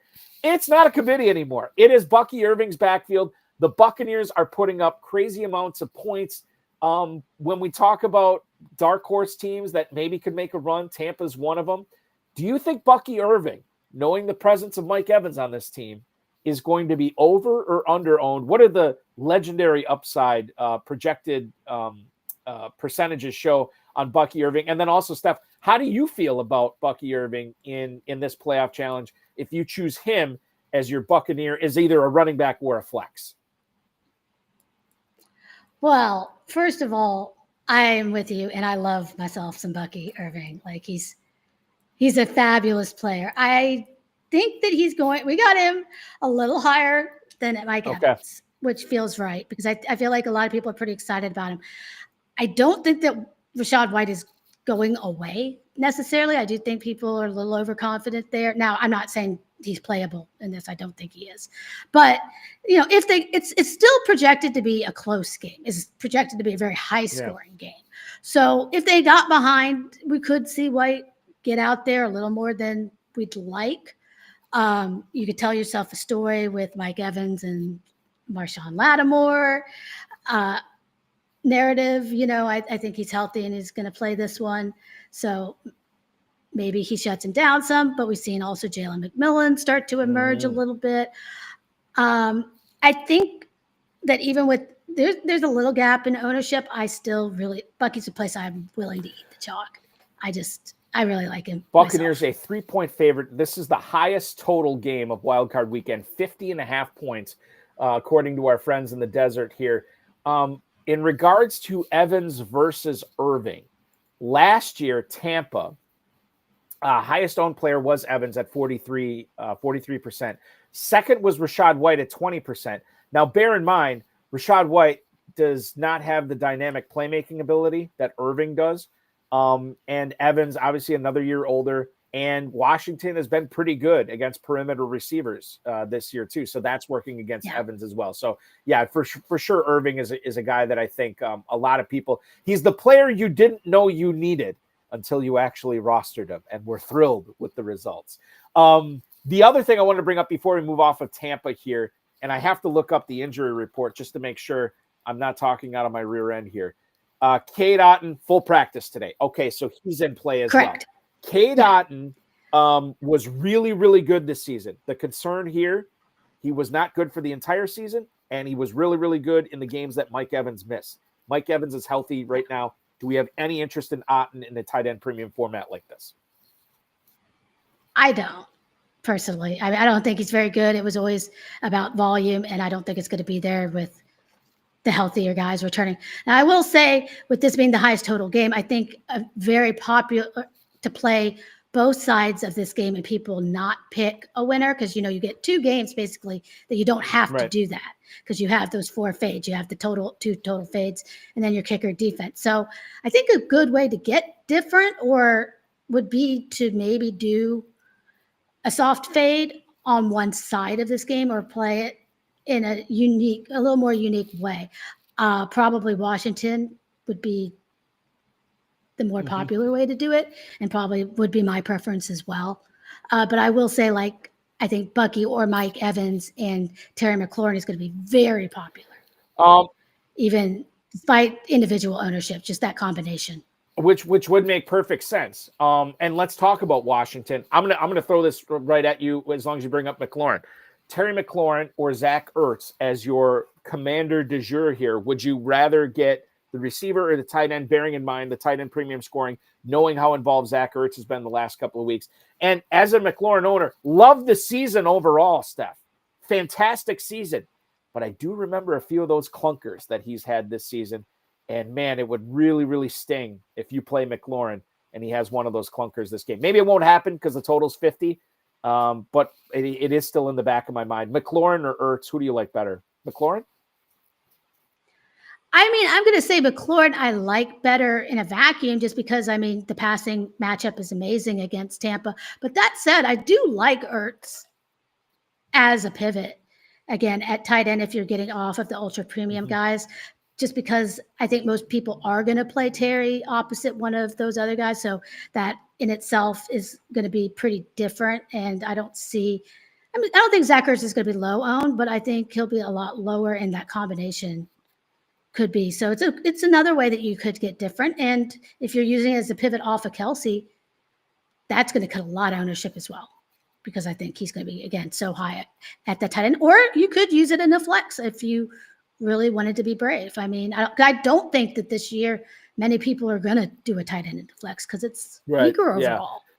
It would have been totally different had the Cardinals made the playoffs, and then you could have seen some Kelsey McBride, some Laporta McBride, or stuff like that. But I'm with you on that. Zach Ertz, over his last 2 games, 11 catches for 116 yards and 3 touchdowns. That was against Atlanta and Dallas. This is actually a rematch, this Tampa game. It's a rematch of Washington when they visited Tampa in week 1. In that game, Zach Ertz 3 catches for 28 yards. McLaurin, excuse me, as long as I talk about the Commanders, McLaurin in that game, week 1, catching passes from Jaden Daniels. That game, McLaurin ended up going 2 catches for 17 yards on 4 targets. It was a clunker. Will it be again? I don't know, but I'm with you, Steph. I think if you're talking about McLaurin or B. Ertz, McLaurin is my vote. The running backs, Eckler's back. These guys cannibalizing each other where they're a non-factor. You're not considering either Robinson or Eckler? It's hard to right now. It's really hard to get there. I mean, yeah, we just haven't seen the same volume for B-Rob since Eckler's been back. I mean, down the stretch, and it's just such a huge opportunity cost with how strong the running backs we have are.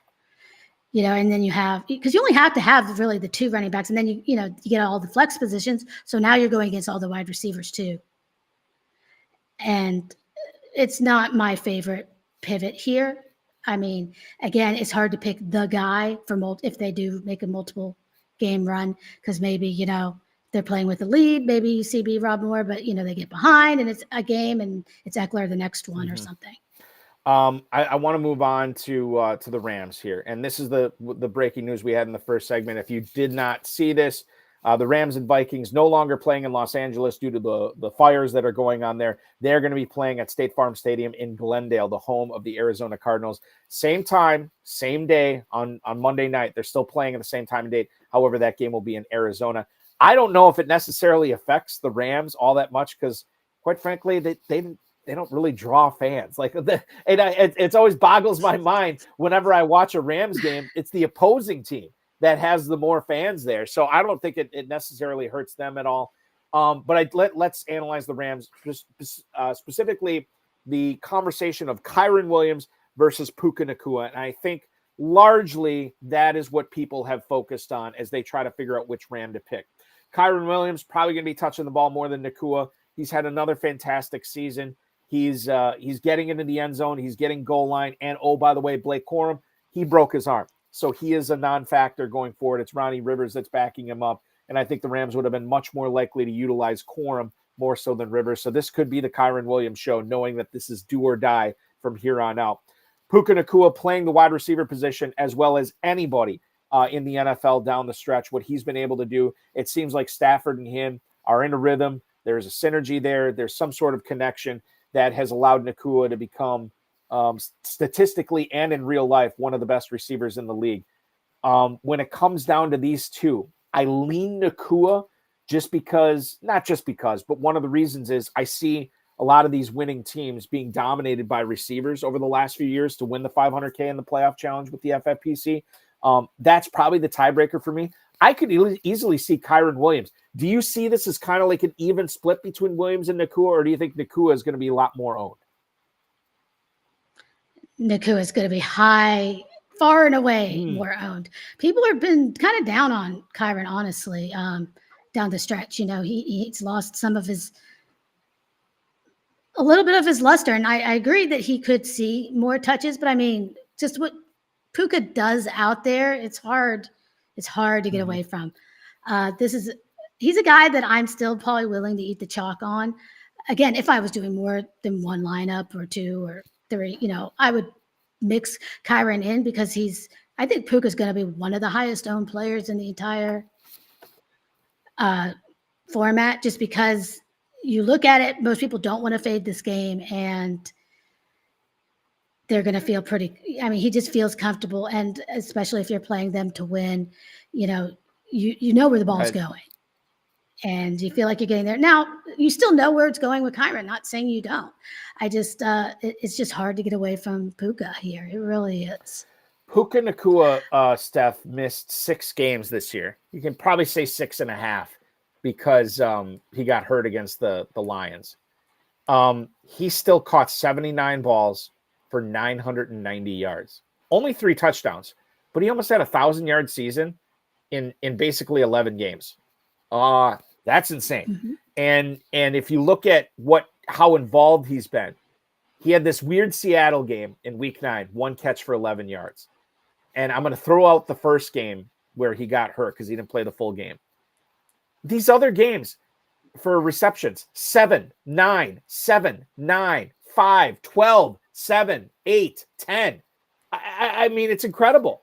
And to your point, when we're looking for explosive players, chalk be damned, Nacua is probably going to be the Ram. He might, quite frankly, be the most owned wide receiver in this challenge, and it wouldn't surprise me at all.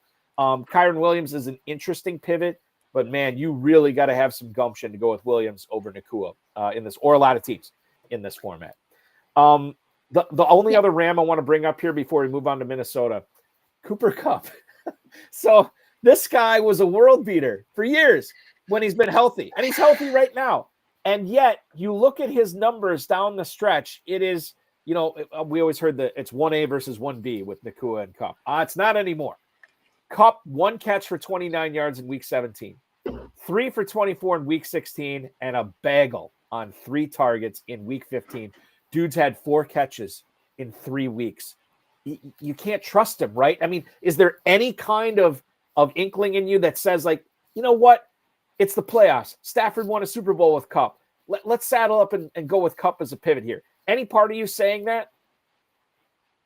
No, none of it. I mean, the problem, maybe if Puka wasn't who he is, if he wasn't so good and so dominant, sure. If there was like a bunch of guys that were getting, some work, and not in this format, not with, most of these contests that, there's still, like I said, you can't really afford a 0, and there's no guarantee that you're going to get a second chance with any of these teams. So for me, again, I think Kyron is a good enough pivot if you wanted to make a pivot there. Like he's going to be pretty low, especially in comparison, because Puka's going to be one of the highest owned receivers. So just, between 2 guys on the team, that's already going to get you super unique. I don't think you need to do the Kupp thing. I wouldn't risk it. We are coming into the last half hour of the show, so it's time to get wacky. Let me throw a scenario at you, Steph Miller here from Legendary Upside. The Minnesota Vikings right now have the 3rd best odds to win the Super Bowl out of any NFC team, behind only the Eagles and the Lions. If the Vikings were to win this week in Arizona against the Rams, they would probably, not for sure, probably move on to face Detroit. That's at the forefront of a lot of people's minds. Even if the Vikings were to win 1 game, they would face Detroit, a team that dominated them for the division title in week 18. Okay, Sam Darnold, worst game of the season, right? All those good feelings, everything he built up is out the window after what the Lions did to him. And yet, I think about all those times Justin Jefferson got open against that Lions defense, and Darnold simply missed him. Missed him on plays that he hit him on all season long. And for whatever reason, maybe it was an off night. Maybe it was a bad night. Maybe he was seeing ghosts again. I don't know. But I look at this, Minnesota 3rd best odds to get to the Super Bowl from the NFC, and knowing that people saw him get demolished on national TV against the Lions. If you believe in the Vikings, should you believe in Sam Darnold as your quarterback in the FFPC Playoff Challenge? A guy who was this close as far as games go to being the number 1 seed, or being the quarterback of the number 1 seed in the NFC. I think that nobody's talking about this. Nobody's looking at it because of recency bias, because of what we saw on Sunday night in Detroit, where Darnold looked like the old Sam Darnold and not the MVP level Sam Darnold we saw for the majority of the season. Maybe I'm trying to create something out of nothing here, but to me, I think you're putting together multiple lineups. Take a look at Sam Darnold here. What do you think? I mean, I do think that it's possible for Minnesota to make a run. Just because they had 1 bad game doesn't mean they can't get back there. I would still have trouble, I think, getting to Darnold, just because, again, it's hard for me to see him outscoring Jefferson straight up, or his other receivers or players, just because, again, these pocket passers, that's what makes it so hard without having that big rushing upside. So it's like in that scenario, I feel like I almost still want Justin Jefferson. Okay. Which is fair. Now, regarding the Vikings receivers, Jefferson and Addison, this past, I don't want to use this past game as an example because both of them were really not great. we have seen games this year where Addison was the guy over Jefferson. Not the guy, but he outperformed Jefferson from a statistical standpoint. If the Vikings are one and done, and the point spread on this game, once again in Arizona now, not in Los Angeles, the Vikings are only a 2.5 point favorite. If they're one and done, that increases the variance in a single game format where maybe Addison is the guy to own over Jefferson. Maybe it's Hawkinson over Jefferson. If you are projecting a Rams win, would you still want Jefferson on your team, or would you want to take a shot on Addison or Hawkinson instead? Or I'll throw this at you. Aaron Jones, too, who has been banged up, and we know he's been dealing with something. Let's throw that pepper into this Vikings gumbo as well. Justin Jefferson probably going to be the highest owned Vikings player, but if you're pivoting off that, especially if you're projecting a Rams win, who should we look at here? It'd be hard projecting the win, I guess, because I do like going like the Addison, and I want to like the Hawkinson route. But to me, again, seeing that happen over more than one game is really hard. So it's like I feel like if I do pick them, I am probably projecting them to lose. But I guess you could do Addison. Now, Hawkinson's got a really good matchup this week. The Rams, I think it's the second, give up the second most tight end points of the teams. Okay. So, but we just have, and now he's increased his routes again, but we just haven't seen the volume there, and we just haven't seen that connection there. So I don't know if he's fully healthy. So that's what holds me back, but I would love it to be a play. Yeah, I think if I'm projecting the win, for me, it would be Jefferson or bust, but I do like pivoting that the other way and still taking Addison. Because I think, again, when we talk about pairings, Puka and Jefferson are going to be two of the highest owned receivers and two of the highest owned receivers together, because most people are thinking that way. I think that I'm glad that this is the last game of Wild Card Weekend, because this is going to be one of the more fun ones to watch between the Rams and Nakua and Jefferson going back and forth. Tom Smith in the chat. Balky, if you could play in this contest, would you take Darnold as your quarterback? One team, single bullet? No. Multiple teams? Yeah. I'm going to have a Darnold team for sure. No question. That is the NFC. So we have covered the AFC. We have covered the NFC. It is time to put the proverbial money where our mouth is, because we're going to take a quick break. When we come back, I'm going to build a playoff challenge lineup. Steph is going to build a playoff challenge lineup, and maybe one of these lineups will end up being the $500,000 winning lineup. You'll have to let us know, because I'm not entering it. Steph, it's totally up to you if you want to enter yours. But that is what we're doing in the final segment of the show. She's Steph Miller from Legendary Upside. I'm Eric Balkman from the FFPC. This is the FFPC High Stakes Fantasy Football Show on the Better Sports Network. Don't go anywhere. We roll on next. You talk about utilizing something called perpetual reloading to ensure something called a permanent championship window with FFPC Dynasty Leagues. How do we make sure that perpetual reloading is what we're doing in our rookie drafts every year to make sure that we're always competing for titles year in and year out? Yeah, so we always have this tension between playing a little bit for the future and playing for the present. You'll have drafters jump into the startup. They'll draft the veterans. They're trying to win in that first year. Sometimes they do. I don't want to in any way, shape, or form suggest that that doesn't work, because you see some of those teams compete and win titles. And yet, when we're thinking about the best way to control your chances to win, you want to be in the playoffs year after year. You want your championship window to always be open. You don't want to get to a point where you build, and then have a couple of years where you're going for it and then you're rebuilding again.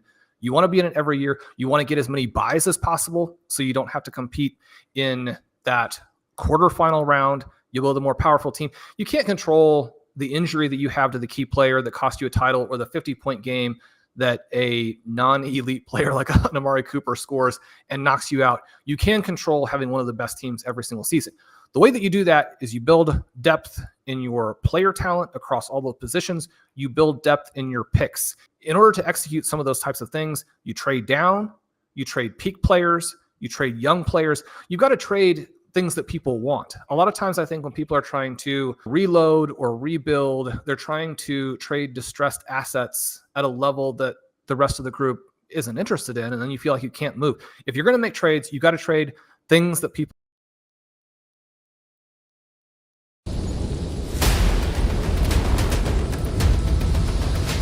The FFPC Playoff Challenges are back for another season. Just pick 12 players, one from each playoff team, and ride them all the way to the big dance. It's that simple. Over $1.8 million is on the line between the two contests exclusive. You know, I just noticed this as we welcome you back into the High Stakes Fantasy Football Show on the Better Sports Network here. Eric Balkman, Steph Miller from Legendary Upside. The Vikings were actually a 1-point favorite. Now they are a 2.5-point favorite now that the game is at a neutral site in Arizona for the playoffs. Interesting stuff that the line would move that much and that quickly. But that is we don't often get breaking news on the show. We got it tonight.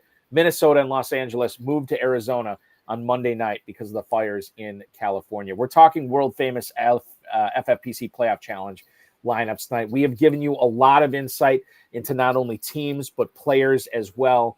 And now is the time to actually formulate a lineup. You can formulate lineups yourself at myffpc.com. myffpc.com is where to go to register for these playoff challenges.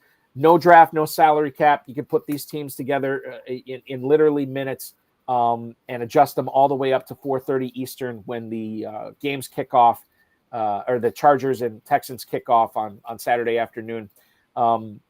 No players, you can't duplicate, you can't have players from the same team in your lineup. So no Mahomes and Kelsey, no Hurts and A.J. Brown, no Nakua and Kyron Williams. You can't have that. You got to pick one player per team. It's a standard FFPC lineup. Quarterback, 2 running backs, 2 receivers, tight end, kicker, defense, and then 4 flexes in this as well. You want to play? Register now. myffpc.com. I sent out an email to the FFPC mailing list a few hours ago. We're pacing ahead of last year's signups, which was a sellout. So make sure you get your teams early. If you don't want to build them right now, that's fine. But get the teams just so you're not left out in the cold. And as my HSFF Hour co-host Farrell Elliott would say, don't be a wish I had. Get in now. Get those teams registered. $35 will get you in the running for a $100,000 grand prize. A $200 entry fee gets you in the running for a $500,000 grand prize. Fantasy football is not over. Take advantage while you can and while it's still here. So, Steph, I built a lineup here for the playoff challenge. I'm going to take you through it here. We can go piece by piece. Some of these players we'll talk about more than others. But I feel like I'm looking at this. I feel like it is a little too chalky. Maybe not. I mean, there were some pivots in here. I'll get your thoughts. We'll start it off at quarterback. Probably going to be the second highest owned quarterback in the competition.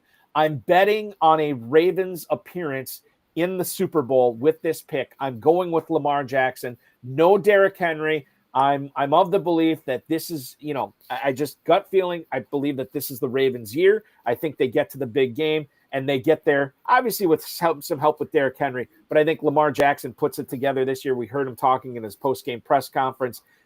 He was happy with what happened in Week 18. He's focused on bigger things.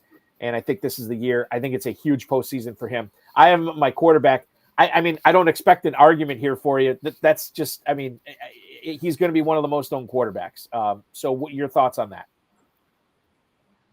I think he's definitely going to be one of the most owned, but for good reason. I like Lamar. He's in my top 2. My trio of running backs that I have on this squad are James Cook, James Cook, Saquon Barkley, and Bucky Irving. We talked about Irving before. I felt like initially that this might be a pivot off Mike Evans.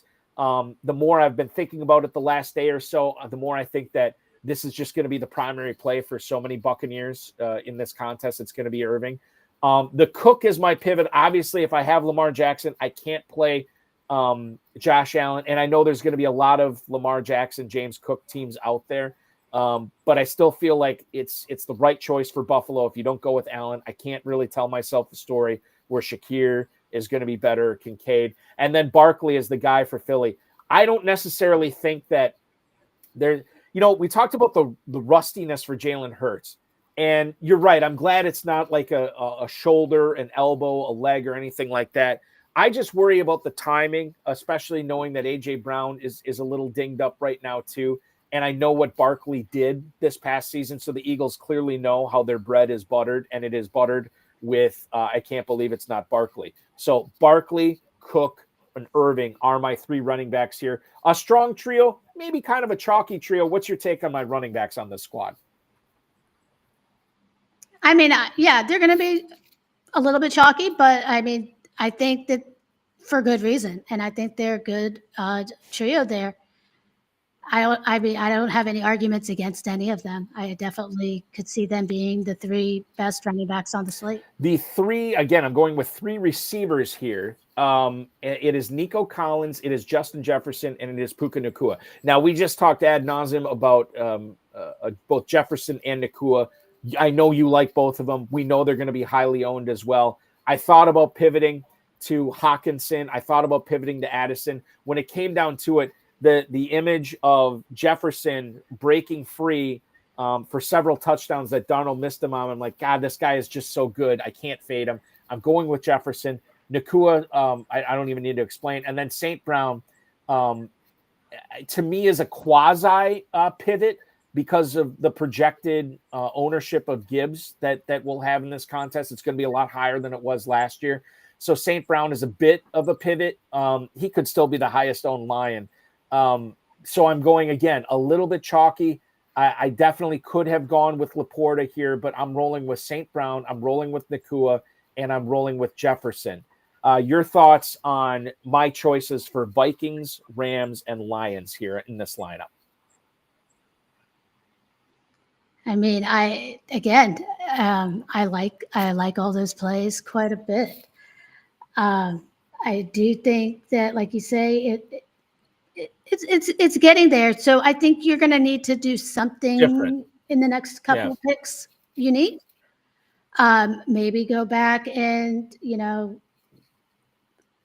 make one little tweak if it ends up you think too chalky in the end. But I'd rather start off that way and then adjust. Then adjust it down than getting too out there and trying to reel it back exactly. Tight ends. I'm going with 2 of them. Last year's winning team did have 2 tight ends on it. I'm going to go with Travis Kelce, and this is my first kind of pivot here. I'm going with Zach Ertz. I know he did not have the greatest week in week 1 against Tampa, but neither did Terry McLaurin, and I don't want to really touch those running backs there. I'm definitely not rolling with Jaden Daniels. I just don't see a way that the Commanders get to the Super Bowl. I've been wrong before, so you never know. But I'm going to go with Zach Ertz, tight end premium format. And Kelce, with Ertz on this team, I could definitely go with an Xavier Worthy or an Isaiah Pacheco if I wanted to. As it stands, I ended up deciding on Travis Kelce and Zach Ertz as my tight ends. Are you surprised at all about the double tight end format as we're going 21 personnel essentially here? Yeah, a little bit, but I mean, not because it's FFPC, which is tight end premium, famously, but I think that will be unique. So there's your piece that just in general, I think 2 parts of it. I think that most people will play Terry over Ertz because they want to play this game to shoot out. And I think that most people that do play Ertz, it would be just in their tight end spot and not as a flex. I don't think very many people are going to do the double tight end this year. Because it's just really hard to get to. So that's very unique in itself. So I think, especially if you're doing the bigger contest, if you were entering this one in the $200 one, I think you might be able to get away with it. Maybe the $35 one, I would make maybe a little tweak. And I'm just tweaks are coming to mind right now of things I could pivot off of. Kicker and defense here for me. I'm going with Brandon McManus from the Packers. Matt LaFleur has gotten, for whatever reason, he's gotten a little bit more conservative this year, probably the most conservative he's been since year 1. 6 years ago as the Packers head coach. So I could see him taking points at times when he didn't take points against Philly, which, they ended up losing that game week 1. Another week 1 rematch. Crazy. Except for this one's not in Brazil. It's in Philadelphia. So I'm going to go with McManus here and bet on 2 or 3 field goals, maybe a couple extra points in what could be a high scoring game. The total on that is 45.5 for that Packers Eagles game. And then my defense, I'm going with the Chargers over the Texans. Chargers been one of the best defenses all year.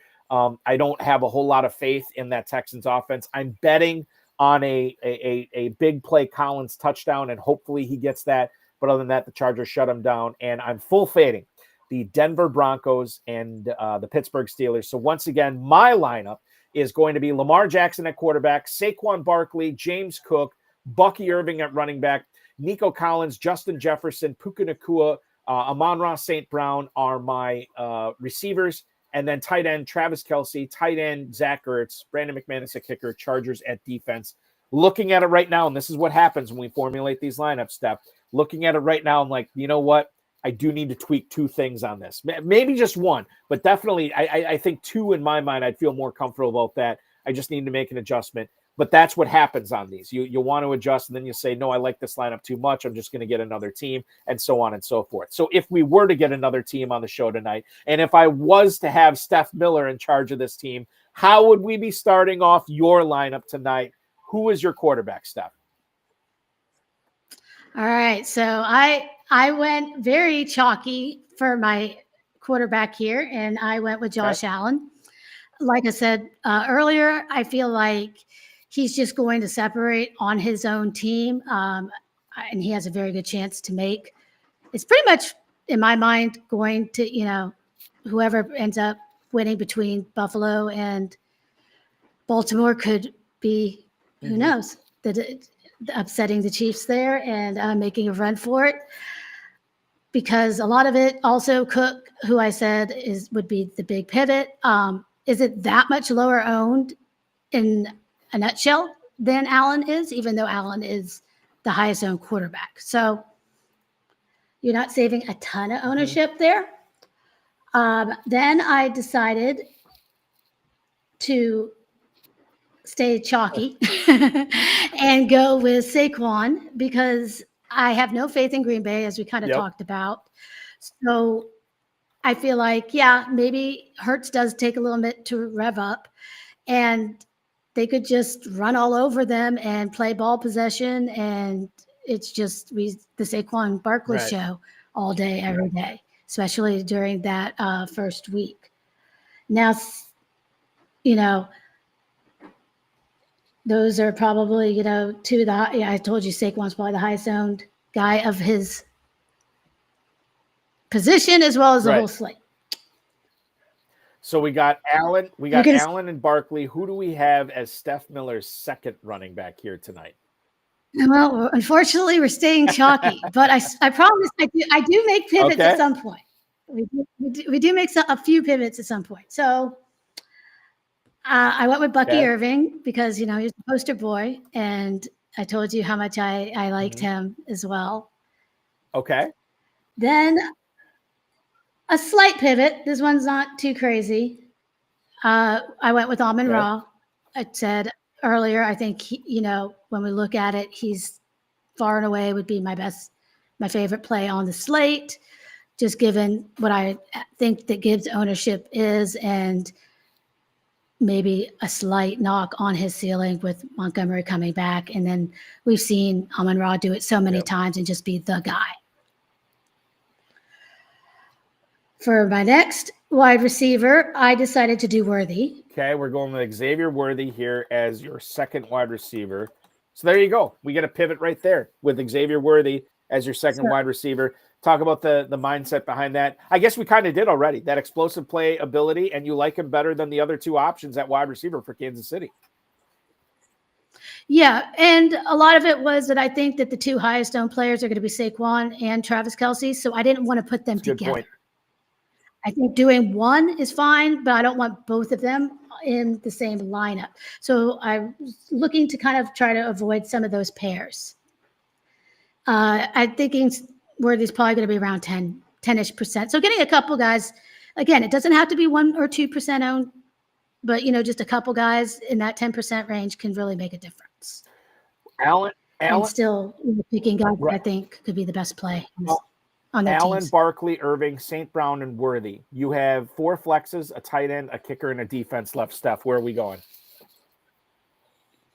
So for tight end, I went with the guy that I think is probably the second best tight end in a vacuum with Mark Andrews.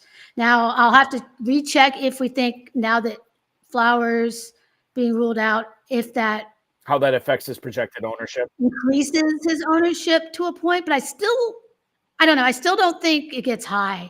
I still think he is going to be the third highest owned player on his own team. And that Kelsey, because there's no one else that feels that comfy click, is going to be, because I mean, Lamar and Henry still feel a lot easier. I think a lot of people might just say, oh, I'm off the passing game. That pushes into Henry more. Because I mean, I just don't know how comfortable people still feel with Andrews as in the past. Yeah, that's a good point. Just And if he, I mean, there's no doubting the talent. And I've been saying I think this is the Ravens' year. So to have probably the lead pass catcher on your team playing in what I think is going to be the Super Bowl, I love it for sure. So that's the tight end. Where are we going next, Steph? Are we going to attack the flexes, or do you want to go kicker and defense here? Let's go ahead and I'll do the flexes. Fire away. So I went with Terry McLaurin for my first flex. I am doing a little bit, I guess the him opposite Irving is a little bit of the chalky game there, but I mean, I want to think that if Washington makes the run, that Terry's a big part of it. And I didn't really want to pick a winner on that side, which I do think is going to be popular.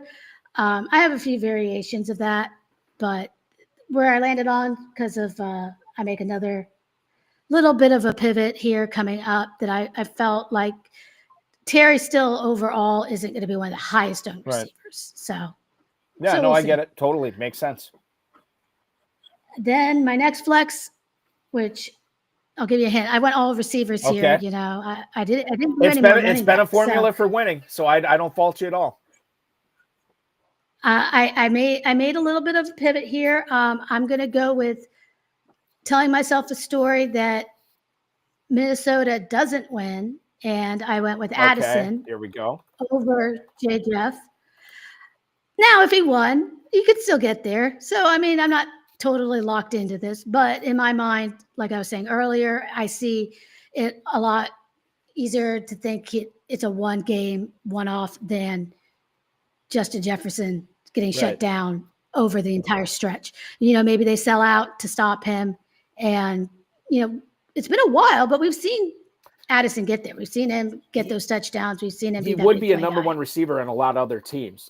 So the story is not a far-fetched one. I'm totally with you on this. That makes sense. McLaurin and Addison is the first two flexes. Who are the other two flexes you have, Steph?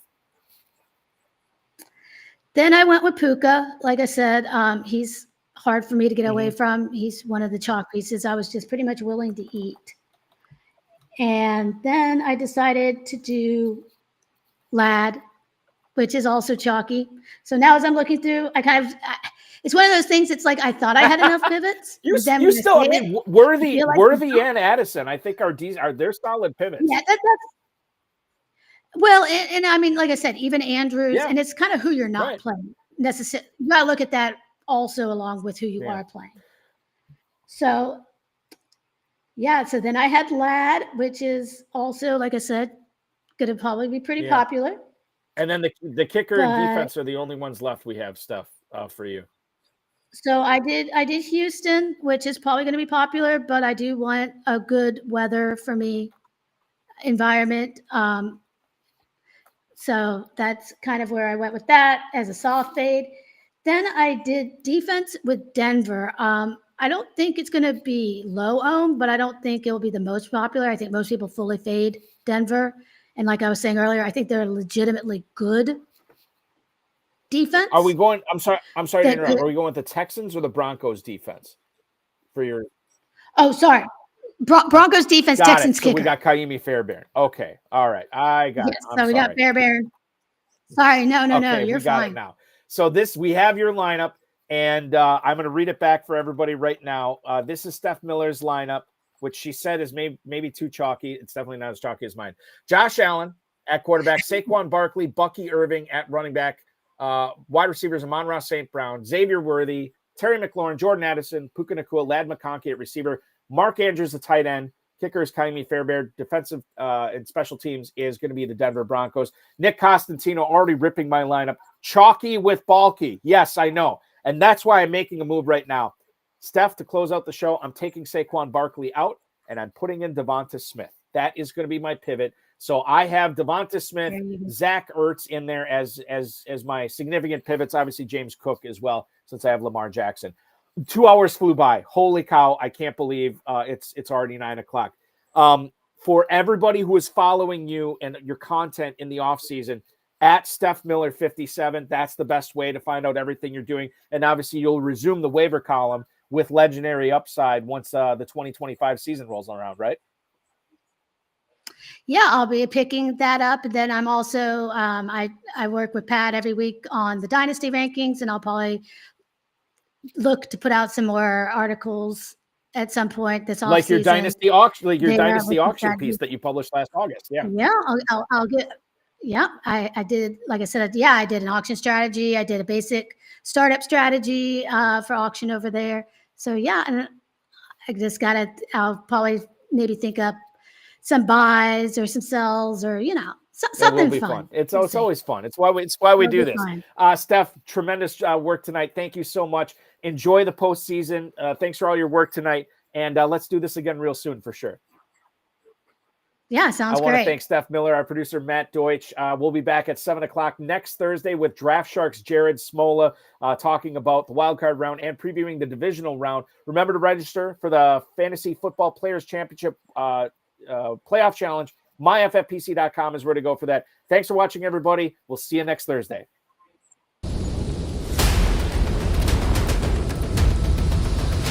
The FFPC Playoff Challenges are back for another season. Just pick 12 players, one from each playoff team, and ride them all the way to the big dance. It's that simple. Over $1.8 million is on the line between the two contests exclusively